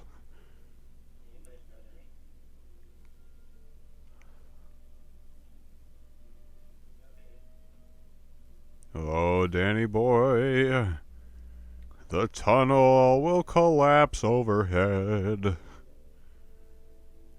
And guns and drums, haroo, haroo. Guns and drums, haroo, haroo.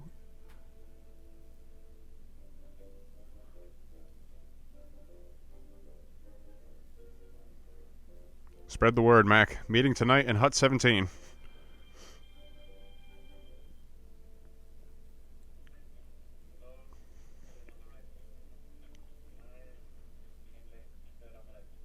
Do we have enough cigarettes for everyone? It is the fifth. No, it is the 40s. No, we do not have enough cigarettes for everyone. Damn it.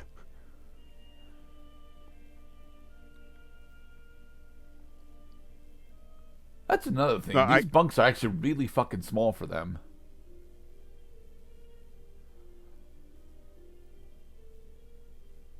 Now, I could be totally wrong. I've been holding back this observation since I noticed it. I think the forger is the same guy who plays Delbert Grady in fuck, what's his name? The 1980 the Jack Nicholson Shining, Stanley Kubrick's Shining. I think he played Delbert Grady, and he was also the same guy who played Alexander DeLarge's father in A Clockwork Orange, another Stanley Kubrick movie.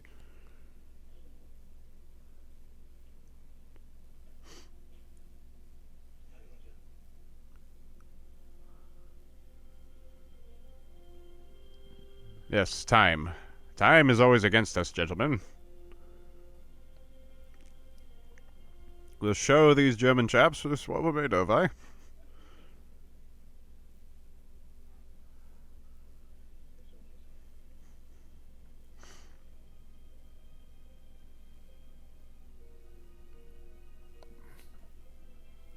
I do like how they memorize the Watchtower light sweeps.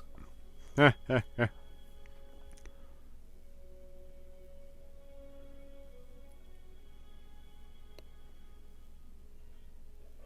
lot of dudes in this one hut. They may have found the hatch underneath the stove, but they never found the tunnel in the shower stall. Brilliant. Our plan is bulletproof.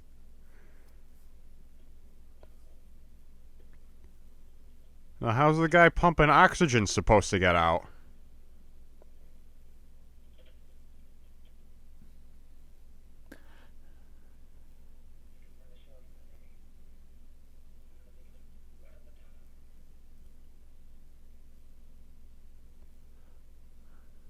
Oh, you can do this, Danny. Why is their tunnel not straight?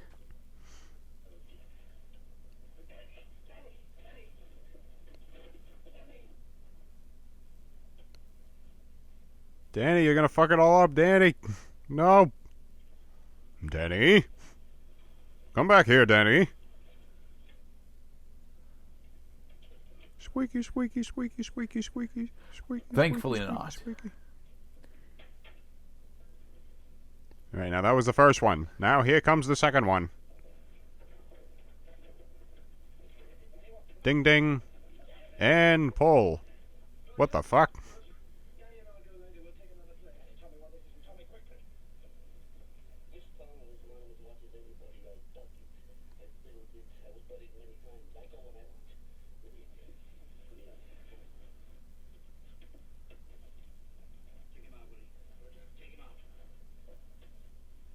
Oh, geez, you're gonna get your nice stage pants all dirty. There isn't another dude back there. What do you mean someone's pulling you? Squeaky, squeaky, squeaky, squeaky, squeaky, squeaky, squeaky wheel, squeaky skirt, squeaky, squeaky.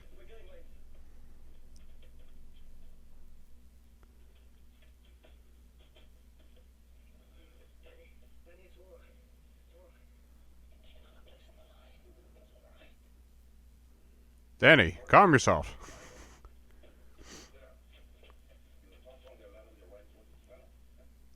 You got your suitcase, you got your hat, you got your alibi. $300 of personal burial money. He looks like a 1920s detective.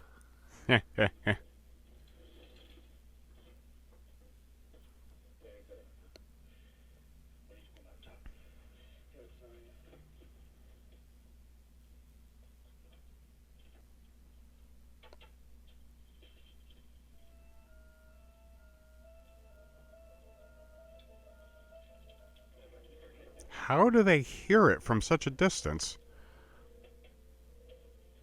I don't think they're hearing it. I think that they're actually feeling it via touch sensor. You mean the string? No, as in they're actually putting their hands on the track when they tap it. Yeah. No, but they're not tapping the track. They're tapping the cart. No, dude. There's no way. There's no freaking way. Hey, look, grass. The grass grows on the topsoil. We've hit pay dirt.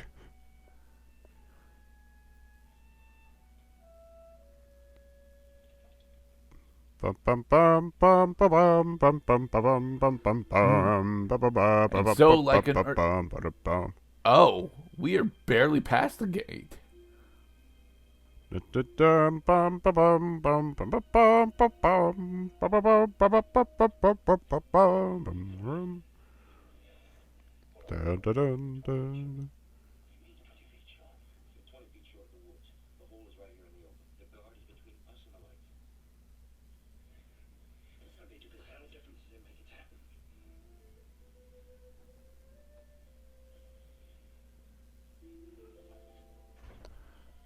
Well, do they press forward despite this coming up short, or do they try to follow through? No, but like a gopher sticking its head out of a golf ball hole, we see that maybe about to shoot a bogey.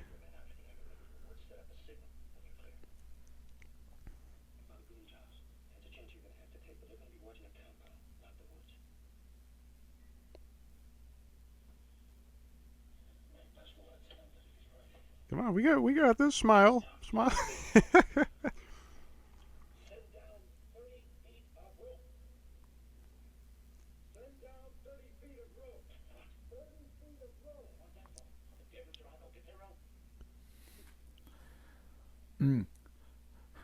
It's a long wait in the line of the great escape. Send down dirty treat of soap? Okay.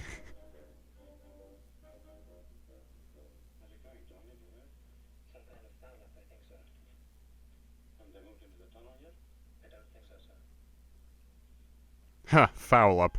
That's a polite way of saying fuck up. Mm-hmm. See, just because they don't drop F-bombs in these 1960s movies does not mean that people in the 40s did not know what the fuck that meant. Yeah. I mean, fuck as a curse predates us, so...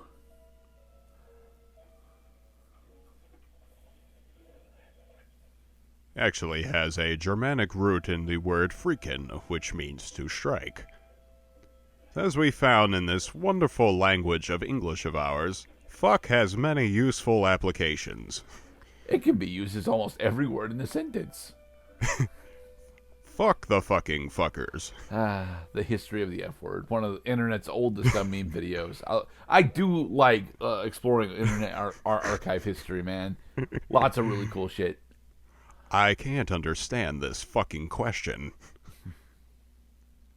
Inquiry. Who the fuck was that?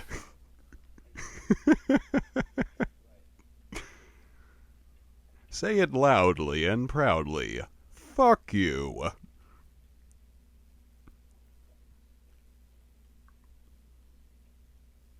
mean, I want to say the 1920s was probably the time when fuck was the kind of word that you would hear in whispers or in shut-door saloons, but then 1920s onwards, I'm sure, like, well, I mean, like, men and women would be crossing themselves if they found themselves in the presence of such a profane individual as to drop the word fuck. I don't know, dude, because a lot of popular media portrays 40s as having fuck be a popular part of our lexicon. Yeah. I mean, Saving Private Ryan specifically comes to mind for me. The Godfather Part 2 technically takes place in the 50s, but still, I mean, I'm sure they didn't just invent the word. You and your entire fucking family. Close the fucking door.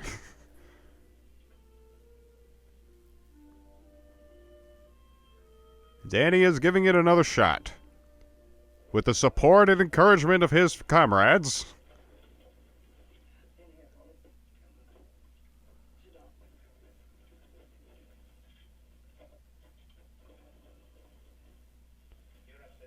All right, guys. I mean, we got 248 people to go. Like let's move this along, shall we?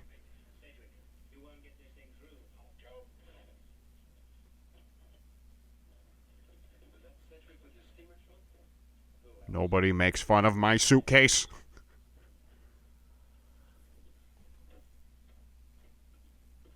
How many kangaroos do you think you could fit in a single briefcase, Mr. Cloud?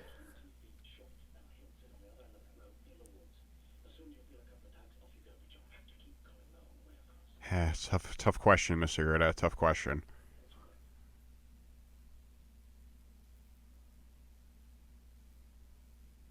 I mean, if it was a Joey, I mean, you could fit it in a suitcase, but it's decidedly older than a Joey.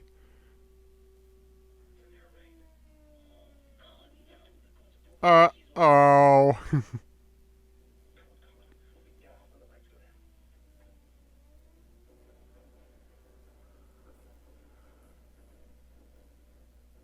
Go, go, go, go, go. Wait a minute, what the... What? What the heck is... Is there like an allied assault in the camping area? Yeah, they just described what's going to happen right now is an air raid. The perfect... See, now it comes full circle. Diversion after diversion. Some were goofy, others campy, very dirty, and then sometimes proven deadly. But this one, this is the granddaddy diversion of them all.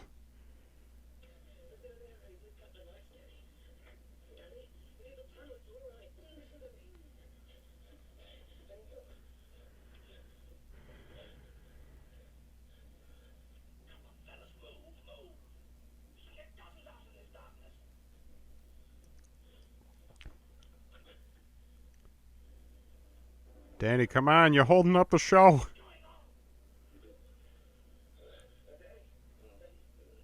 Hey, that's the first swear word I've heard throughout this whole movie.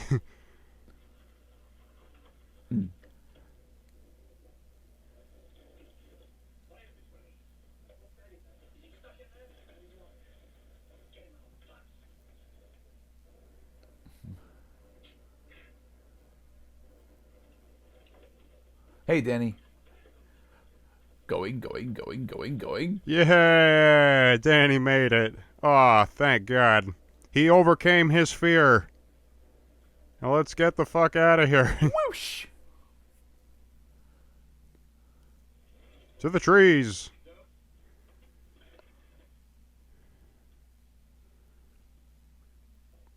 Huh, there's only 48 minutes left of film, fellas. How could this possibly go wrong?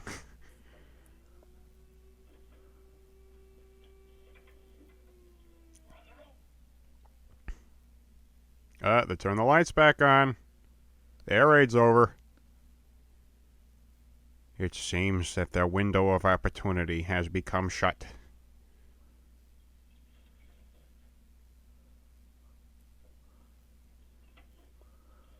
Yes, of course. All is dark and all is quiet. They'll never suspect that the prisoners that they think are sleeping are actually out of their bunks. Ah, this is a damn good cigarette.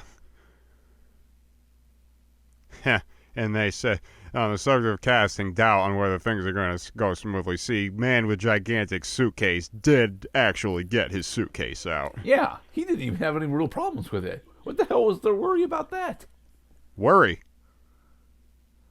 The only thing we have to fear is fear itself.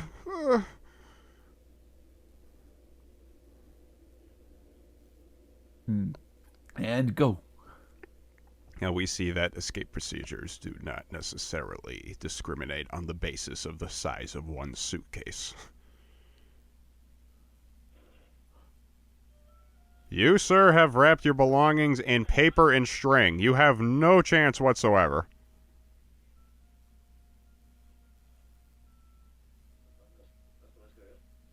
Quick, cast your spotlight over there.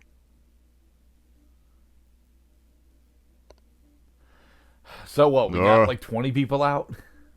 No, I didn't hear anything. You must be hearing things. Go back to work.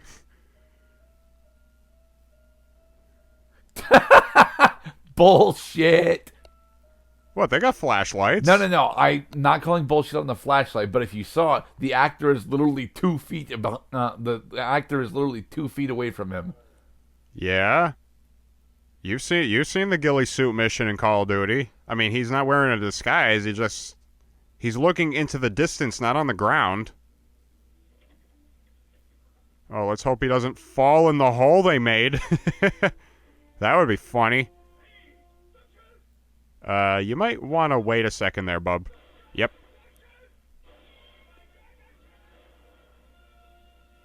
What?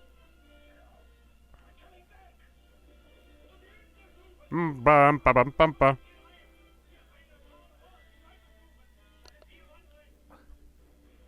Of course they got found out.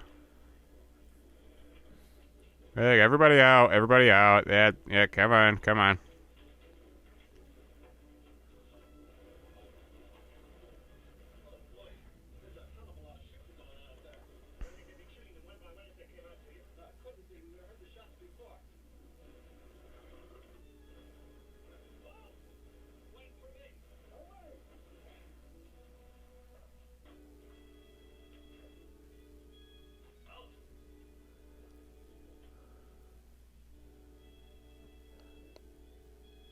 Hey, come on, everybody out.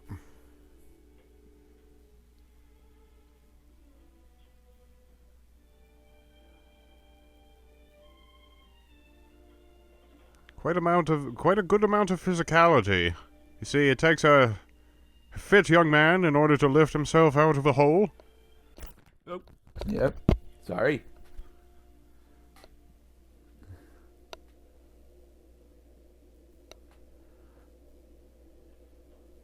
Attention! So, how many people did we actually get out, Cloud? Like 20? Oh, they're gonna round them up. There's no way they got away. Because they're gonna send out a search party. They sick the dogs on them. They're fucked. They're fucked. They're about to be dropped. They're about to be dropped off here any minute now.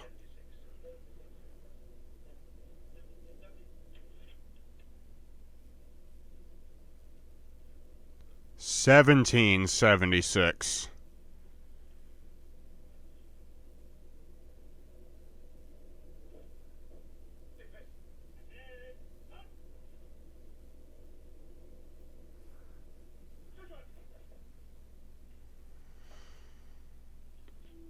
Achtung.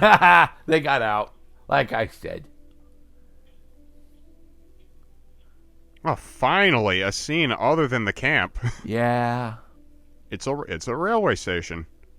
Oh, surely they won't be discovered over here. They have assumed identities.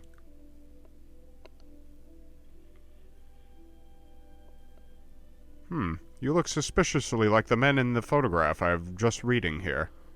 Oh, but darn these glasses. I simply cannot make out the fine details on those chaps' faces. So, we got 76 men out. Only 173 to go.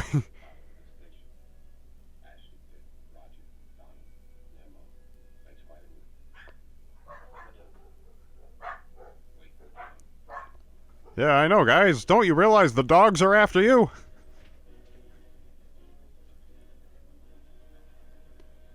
Oh, it's the train to freedom. You know, you probably shouldn't be standing that close to the train. No stop. Neustadt.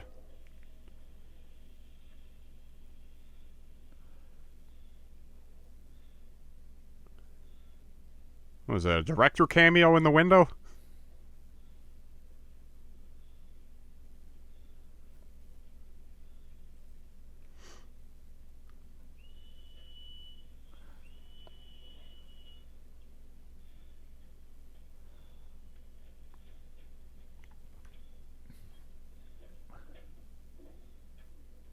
Gentlemen, please. I'm trying to escape. Huh. Kind of surprised that they didn't just hold the train while they did a full inspection. Because that's clearly what they're going to be doing here now that we're actually on this train scene. We're going to be doing a full inspection. No chicken escapes from Cloud, Nazi the farm. last 40 minutes of this movie are going to be on this goddamn train.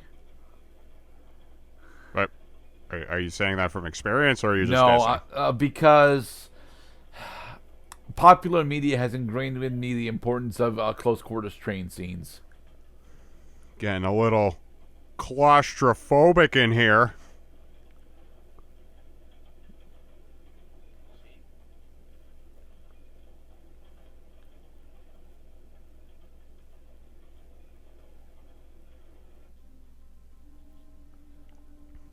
Huh. Ooh, They cycles. got tickets. They got tickets on this train rather easily. No, yeah, they faked the tickets on the train, remember?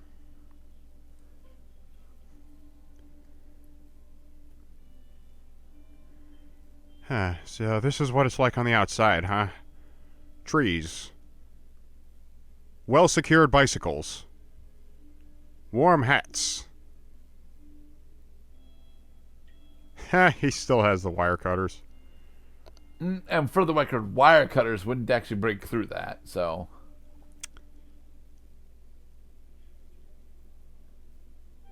Some of the elements of this movie have been fabricated in the interest of making it a cohesive and digestible plot.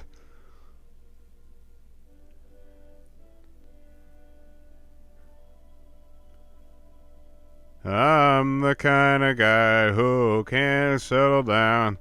On a stay, I roam from town to town. I'm a wander on and on and on and on. Oh, they're never gonna see this coming. We're gonna trip dude, them. what happens if you trip up a horse and buggy instead of a vehicle? We're gonna bonk him on the head. Oh boy, here it comes. Oh, he's trying to get a motorcycle. And they cut out the part right when the motorcycle rammed into the camera. Mm-hmm.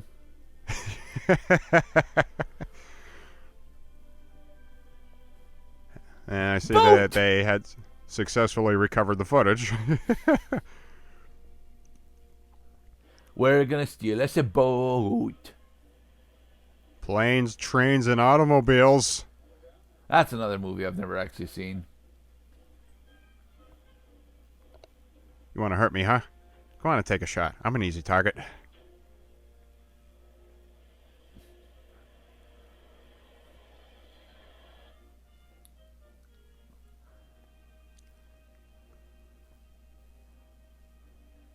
Guys, you just came from this way. No. Go the other way around the river. No, not this way. Oh, Promised Island, here we come. God damn it. They're going the wrong way down the river. Row, row, row your boat gently down the stream.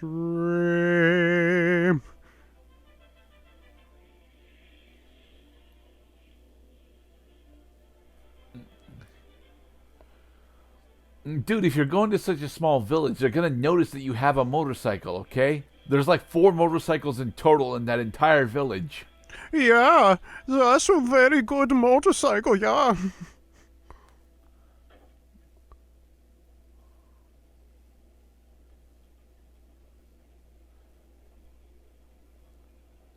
Now, who the hell is this asshole?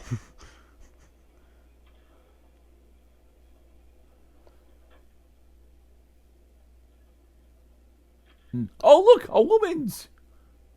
Oh, yeah. Oh, finally, we have female characters. God damn it. Characters is a bit of a stretch, dude. Faces. There. Extras. Yeah, that'll work. Dresses. Bonnets. Blouses.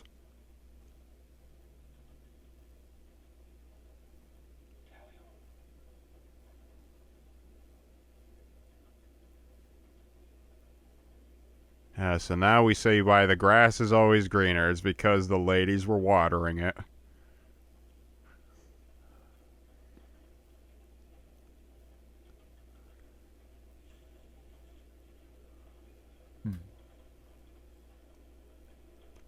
Look at this guy pretending to read German.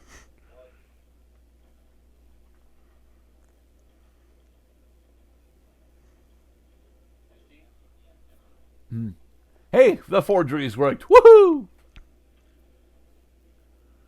We're home free, boys. They fell for it.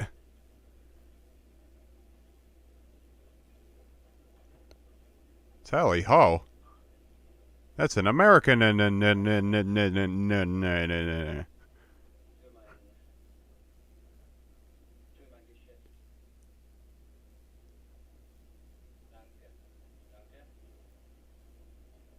No subtitles for the German dialogue? Of course not.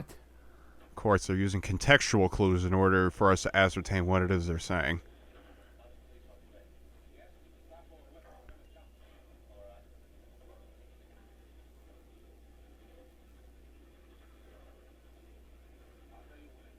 All right, you ready? Just like we practiced. Into the hay bales. Roll, roll, roll in the hay.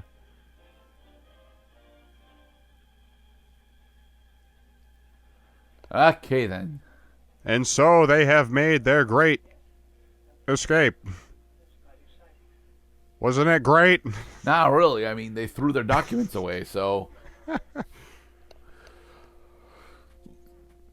Oh, a church building! I guess they did not see a thing.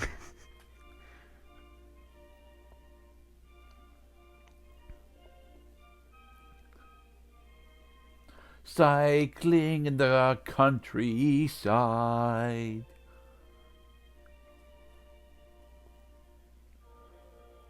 Huh. I guess people have been... oh, right, because I thought Danny was on the canoe. No, those are the guys riding in the canoe. It's not a canoe. It's a full boat. It's a boat. It's a boat. Sorry. It's a different kind of sea-going vessel. I mean, water-going vessel. And we see each of our respective escapees have found their own unique ways of leaving.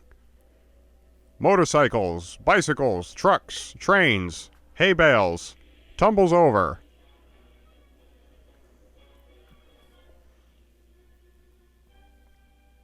Better not run out of gas.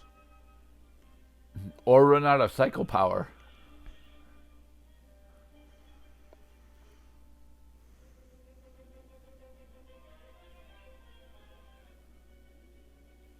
Oh, man, my job is so boring.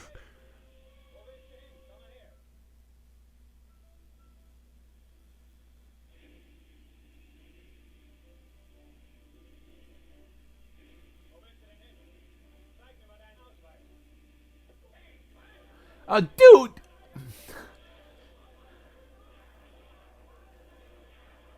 You could have just attempted to talk to him. On, after him, boys. I mean, it's the 40s. You can't talk about sports with him, sadly. But, you know, there are plenty of other topics that you could have attempted to talk to him about. Specifically, like family relations and how annoying your stepmom is.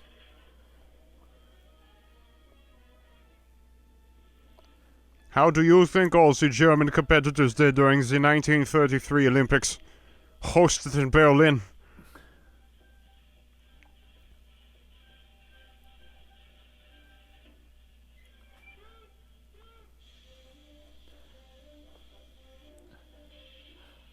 Toot. A cool All right, cargo train, eh? All right, the fugitives on board. Okay, all aboard.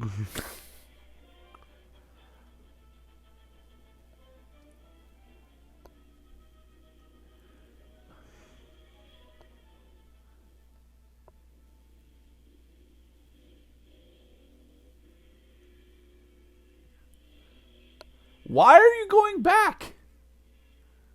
Maybe he's trying to lose them. Oldest trick in the book.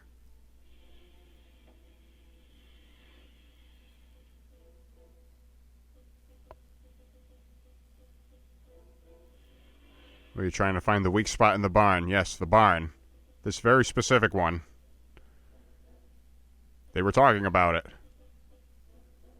Oh, maybe it looks like he did lose him. Uh-oh. No. He stole not only the uniform, but the Luger, too. Well, I mean, if you're going to steal the uniform, you may as well steal the Luger. No need to shoot. They're going the other way. You're good. All right, bail.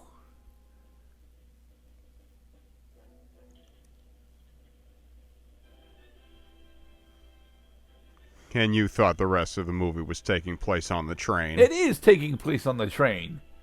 We're clearly outside the train right now. There's the townspeople waiting. Transferred to a different cargo train.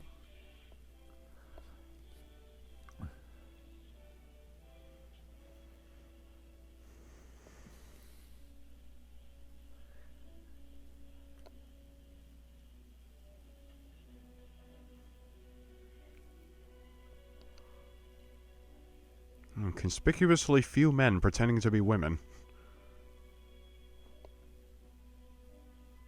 That would be the perfect disguise.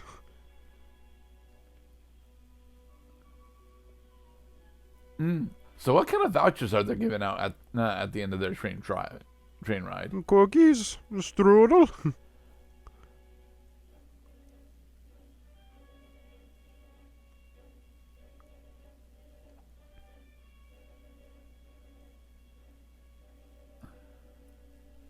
Hey, it's that guy again. Mm-hmm.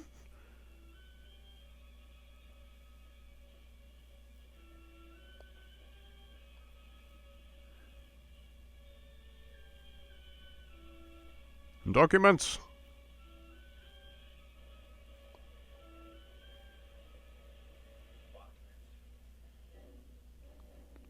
Is it possible that they're hunting for Doryuden? Whoa. Second death of the movie.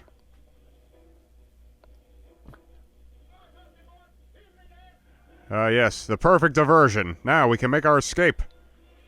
And death number 3. Uh, Wait. Nope. Nope, he's dead. I can still make it. Oh, I'm collapsing over dramatically.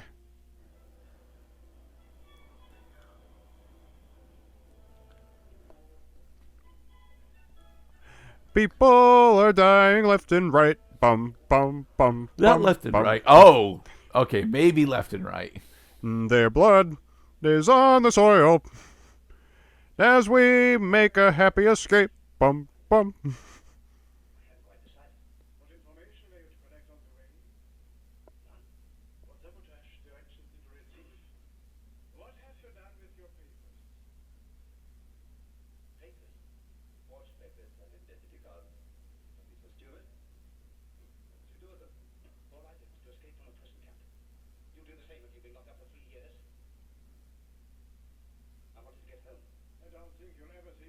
Oh, so that's how long they were in there for.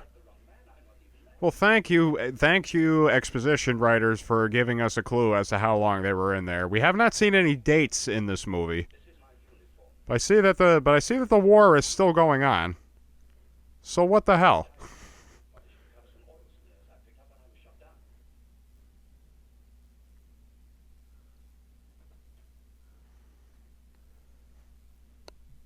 Unless he's exaggerating.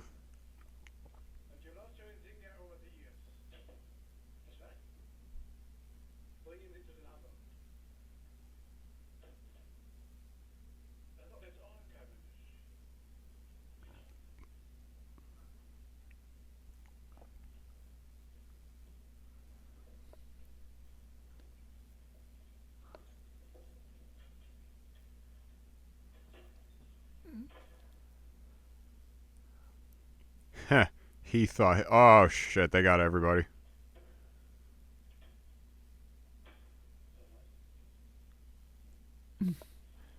I mean, this does not look like 76. It looks like 20. Hey, they got you too, huh? Huh.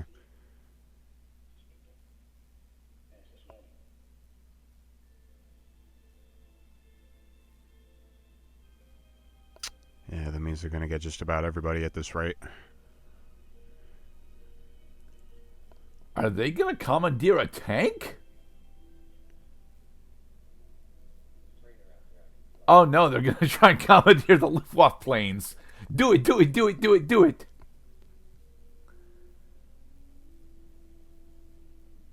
I can't see. You can't see. So what? Only thing that matters is can the fucking horse see? Or can the sea draw? Ha ha ha ha ha ha. So this is taking a laughable turn. Yeah, blind guy and helpful guide are going to do one of the most site-intensive operations in a war effort is piloting an aircraft. Specifically a German aircraft. A German aircraft in German space. This is probably the safest thing that they could probably be doing, assuming that either of them has piloting skills. Well, a lot of these boys were shot down, so that's how they got captured in the first place. They didn't roll in with Marines in a battalion and be like one of a few lone survivors. A lot of these guys had probably fallen by parachutes right into enemy hands.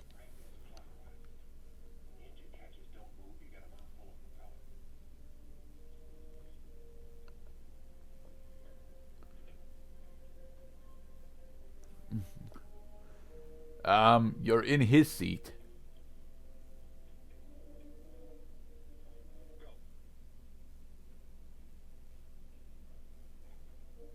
Okay, wind it up.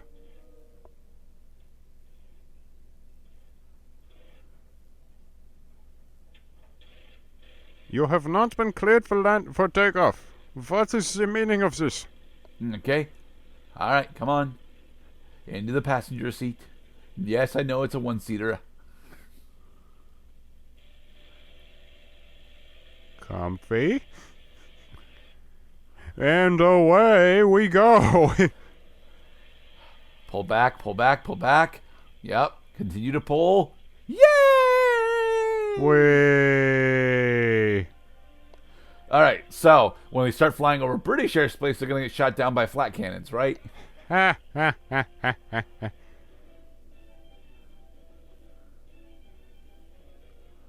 Right. So there's only 2 guys left that haven't been found yet. 3. Yeah, don't shoot this Bond. We love the Nazis.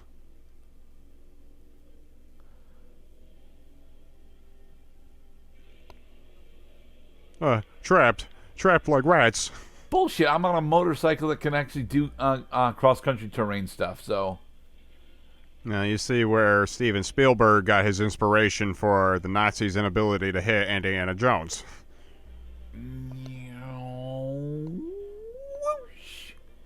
Oh, come on. He totally wanted to jump that hill. I wonder how many tries it took them to get that, make sure the motorcycle went up the slope. Not as many as you think, honestly. Despite the fact that these are 40s bikes, they're still relatively powerful. And it's not like he's weighing it down with much more than just his own body weight.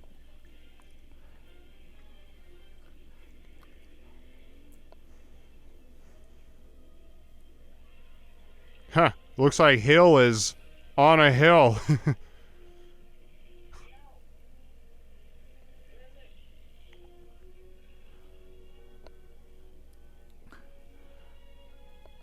It's probably not a good idea to be flying towards the mountains, honestly. You probably want to fly alongside them. Oh, right. He has to keep describing to them what's going on because he can't see anything.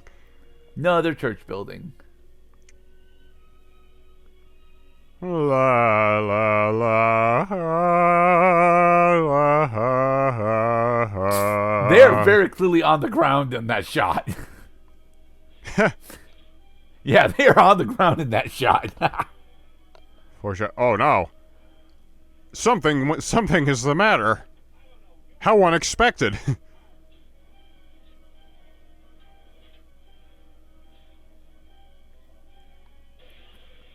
We're going down.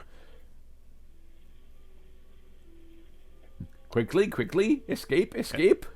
Oh, yep, nose is bloody. Yeah, can't get out. And action.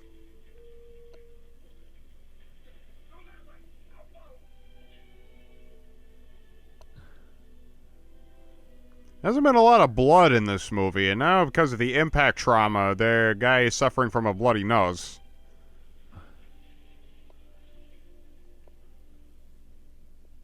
My God, the entire world is under Nazi surveillance.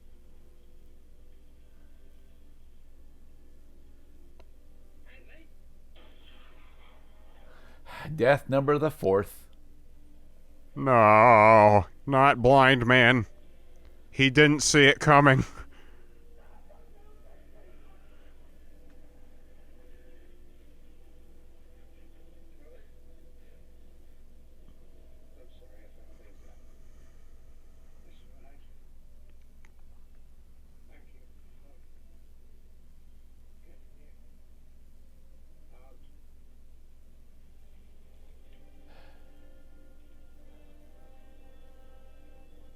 Guys, you don't all need your weapons drawn, okay? 2 of you would have been fine. You bastards. So, all we got left is Hill.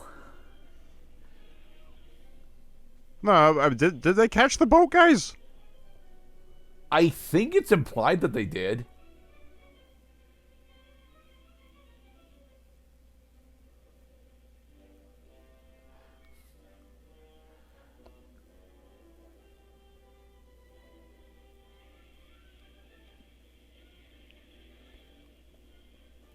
So yeah, he's gonna have to drive around the fence.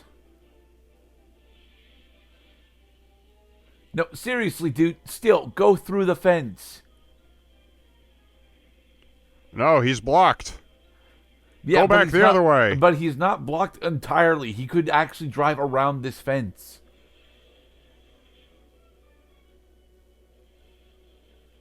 Woohoo! Freedom!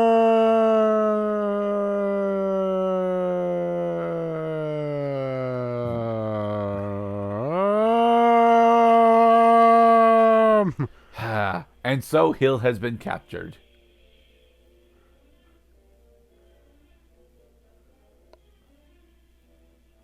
Oh, yeah. Yeah, you don't want to move too much there, buddy.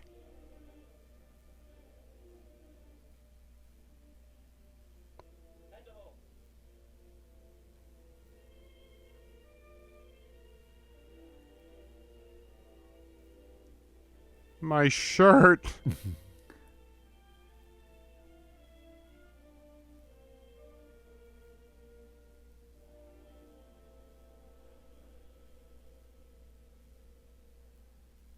So 4 deaths for the Great Escape so far.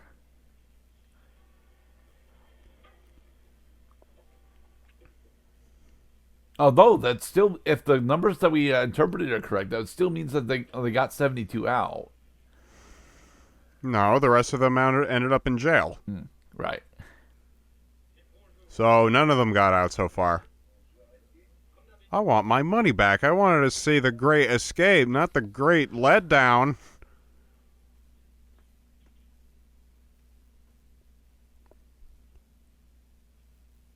Hello, man who was hiding behind newspaper.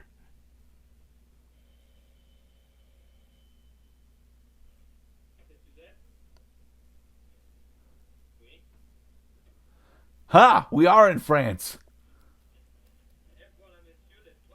See? He is speaking the language of French people.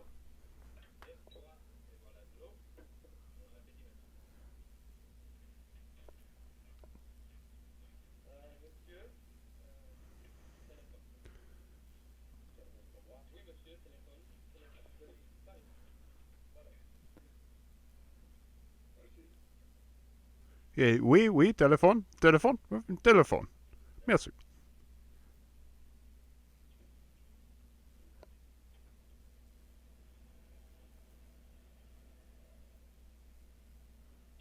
It's a trap.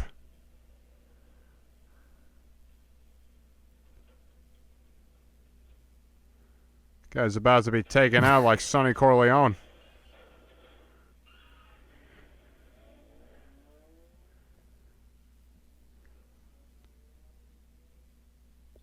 Yeah, it was a drive-by shooting.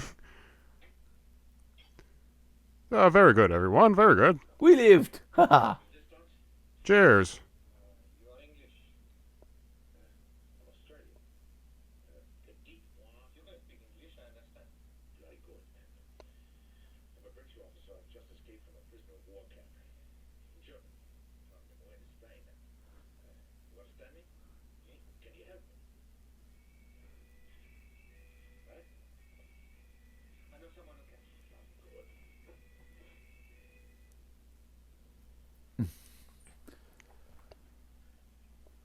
Resistance.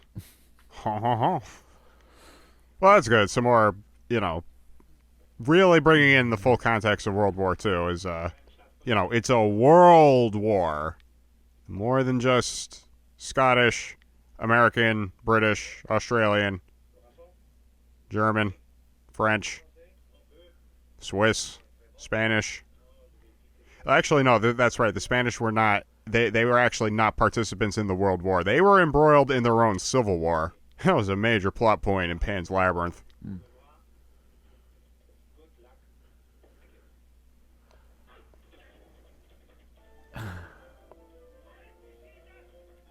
Gotcha. Because That was primed earlier in the movie, for the record. he fell for it. He did. I caught him speaking English. He must be an outsider. No one in Germany can speak English.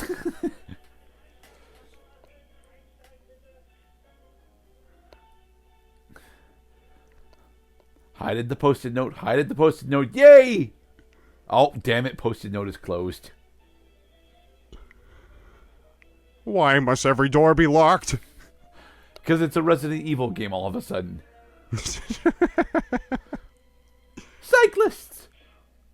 Oh, so this is starting to look like Middleburg from Call of Duty World War II Zombies.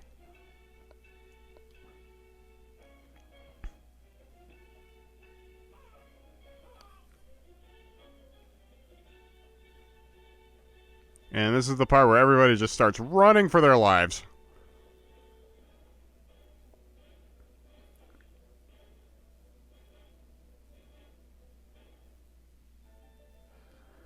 No. We are in a French town. You'll notice that almost none of these villas actually have roof access.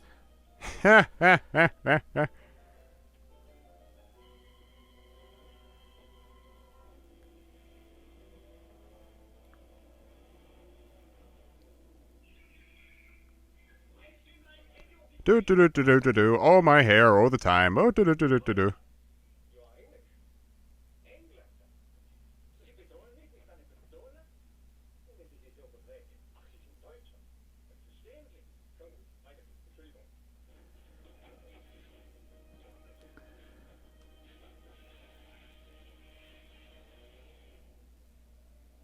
Confidence, my friends. Confidence. See, if only see that so far has been a major theme of the movie is that ignorance is the undoing of men. You must be knowledgeable and you have to be open-minded to the other cultures in our world. Which is why I will never learn how to speak Indian.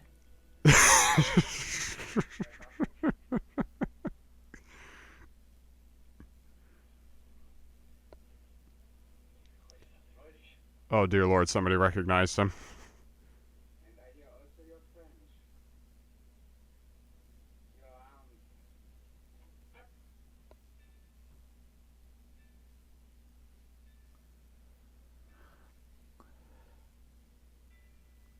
Guess they didn't fall for it for very long.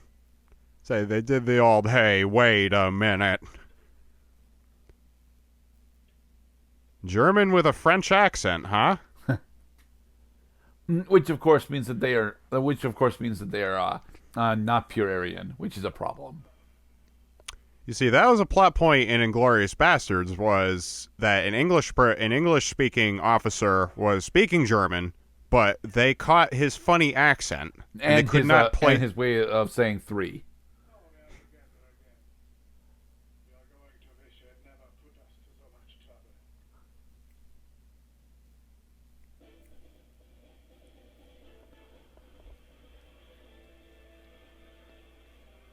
Yep, and this is about how the movie started. A cavalcade of vehicles all headed to a Nazi prisoner of war camp.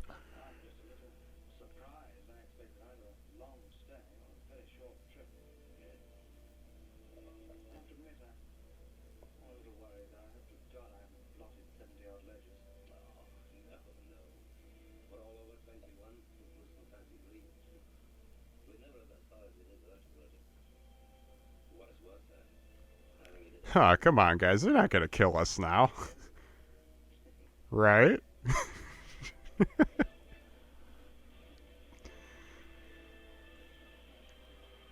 Are they being smart and not collecting them all in the same spot anymore?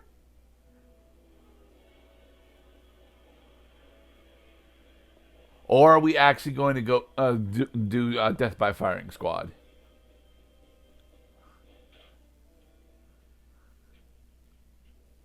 Something big is definitely about to happen. I don't think I'm going to like it.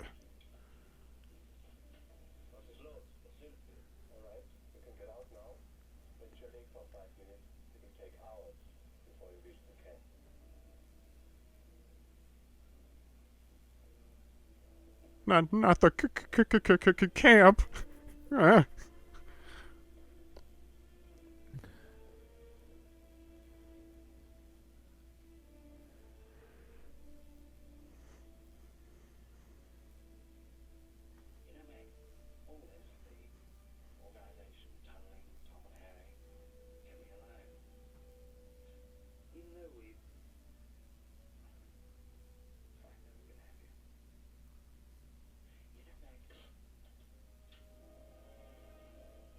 Yep, firing squad.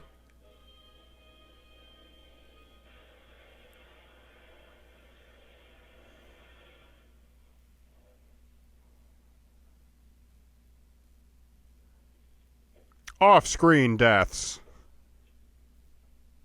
Because they decided that in 1960 Cinema, Mr. Cloud. they decided that it'd be too gruesome and it would trigger too many people to see a crowd of dudes getting mowed down by machine gun fire. So they decided, let's not do that.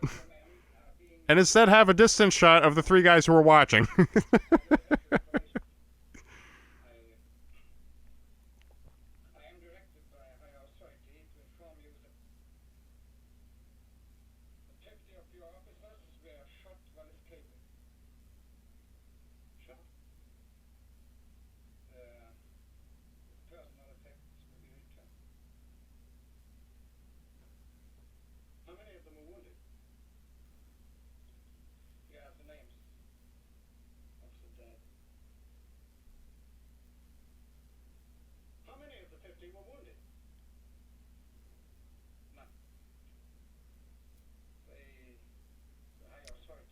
I'm afraid I cannot tell you.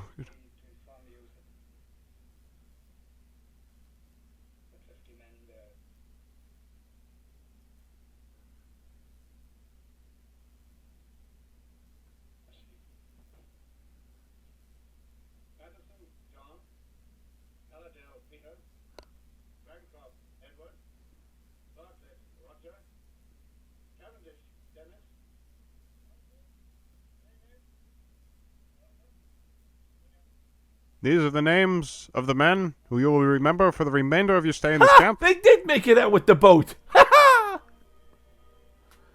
Or did they? Cloud, come on. They're better of filmmakers than that, okay? Because I've had a lot of doubt casted on this escape so far. Because, you know, doubt has had a very powerful effect on the events of this movie. At least Danny Boy made it out. Hey, at least in a boat, you don't need gas, you don't need propeller, you just need courage. Goodbye, champion boat. I'm gonna miss that boat.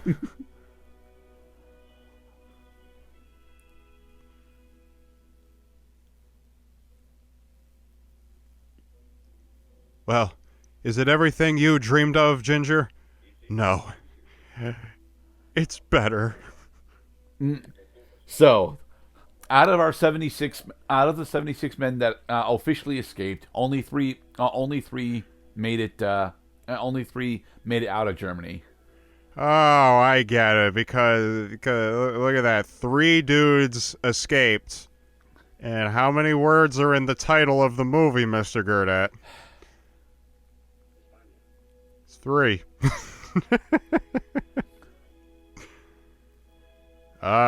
He's made it to Spain, where nobody gives a fuck.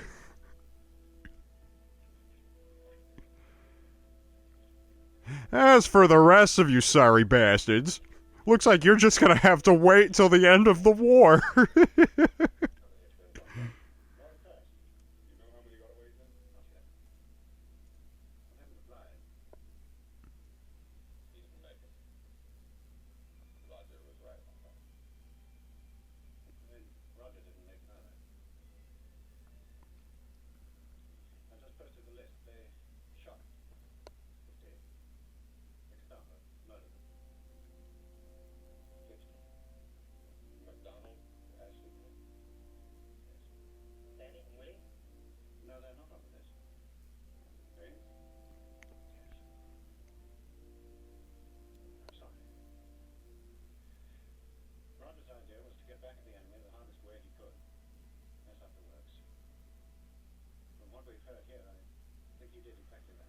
Not really. I mean,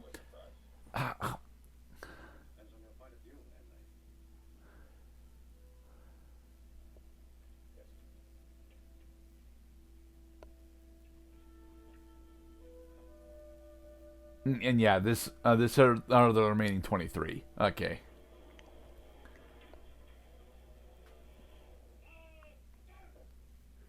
Gentlemen, I'm afraid I have disconcerting news. The war is over, and all the prisoners are now released.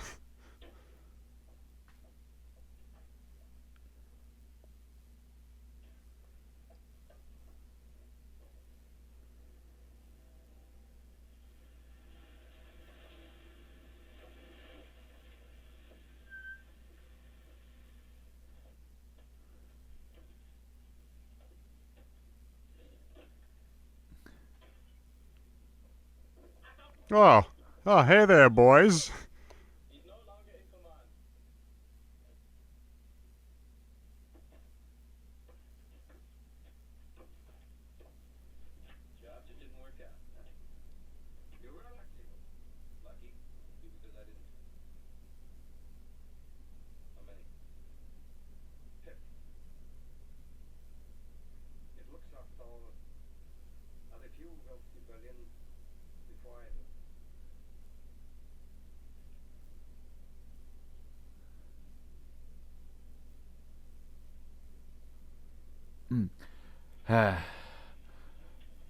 I still find it hard to believe that they got 76 out with that system, man. Especially given the very limited time frame that they had.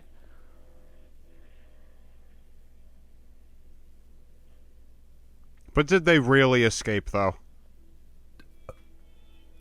Well, 3 of them did. One made it to Spain, and the other two crossed the British Channel. So,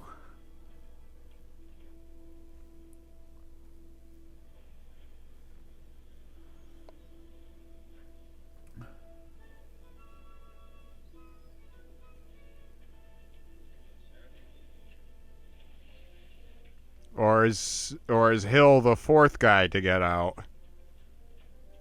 Oh no, wait, I thought it was outside looking in. no. No, it's inside looking out. Heh, you're gonna need this.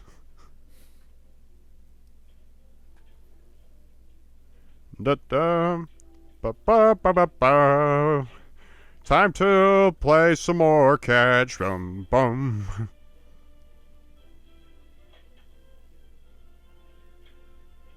Someday I'm gonna bust out of this joint.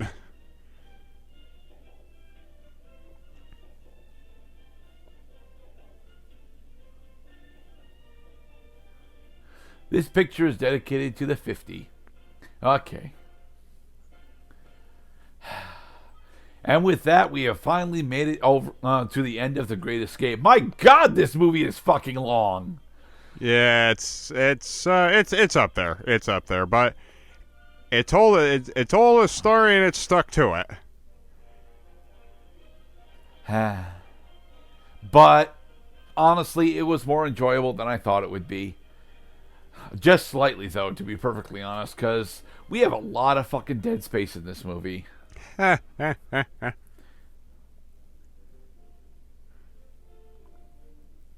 you think, Mr. Cloud? I mean, I stand by my commentary at the first third of the movie that the first third of the movie was brilliant, absolutely brilliant. That it's very classic stage drama brought to cinema. Very well concentrated on a theme to keep you interested. And where the hell is Donald Pleasance's character?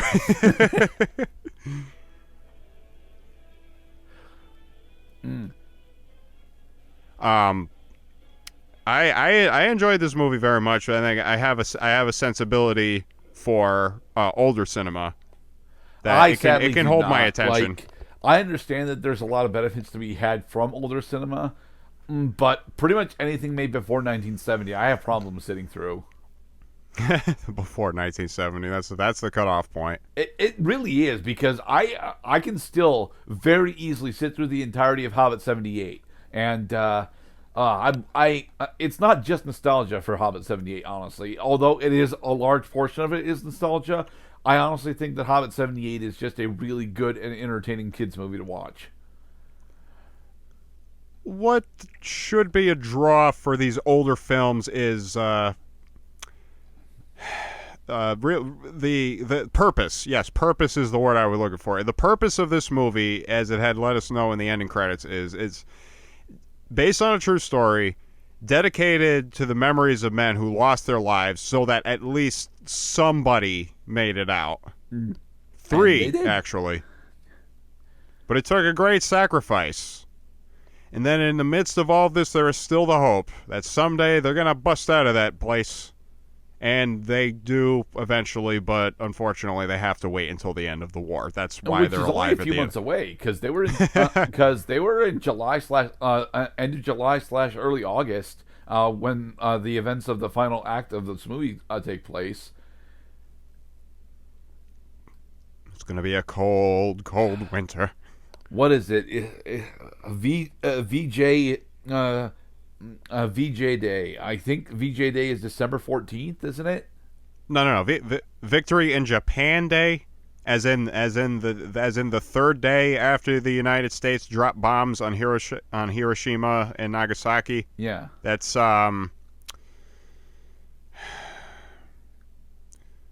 August 12th, I think, was when the Japanese they're only there surrendered. for another couple of weeks. Well, so we also still haven't concluded whether this took place in 44 or 45, because the war was still going on during the early summer of those years. Yeah. See, it strikes me more that this movie would have taken place in 1944 because of all the aircraft pilots who got shot down and then captured. Yeah, but the big issue that we have with that is, don't we have a couple of American soldiers in our prison roster? Right, that's why the movie couldn't have taken place before 1944, because the Americans only got involved as of the summer of that year.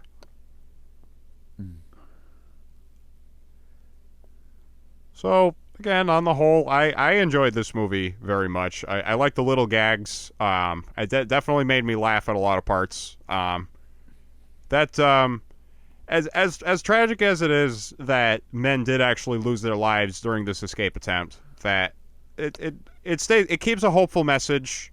Also, that yes, war is terrible, and good things at least can be scrounged out of a goddamn shitty mess like World War II. Yeah. I mean, the United Nations gets much stronger afterwards, so. Nah. Well, I am happy that we have followed through on a solid recommendation that otherwise we likely would have given this movie a miss. I tell you, I've known about this movie for a long time, so I'm pleased I finally got to peel back the mystery on this. I'm not so much pleased that we got to peel back the mystery. I'm just glad that we actually did manage to sit all the way through it, because Jesus fucking Christ, 2 hours and 45 minutes. Amadeus director's cut was longer. Did we do director's cut for the channel? Yeah, we did the director's cut for the channel. Okay. Yeah. Honestly, if I was more invested in either the unique histories, or if I honestly, if I was more invested in the time period and the unique scenario that it's building up, I would probably have enjoyed this movie a lot more. But as it stands, I don't honestly give that much of a shit about World War II memorabilia. I really don't. Well, it's nice to at least pause and acknowledge that it was a thing that did happen in human history, that it was the greatest conflict to have ever occurred in such a short period of time, 1939 and 1945. That many other tales also be told, and this is just one of many true stories that made it to the big screen.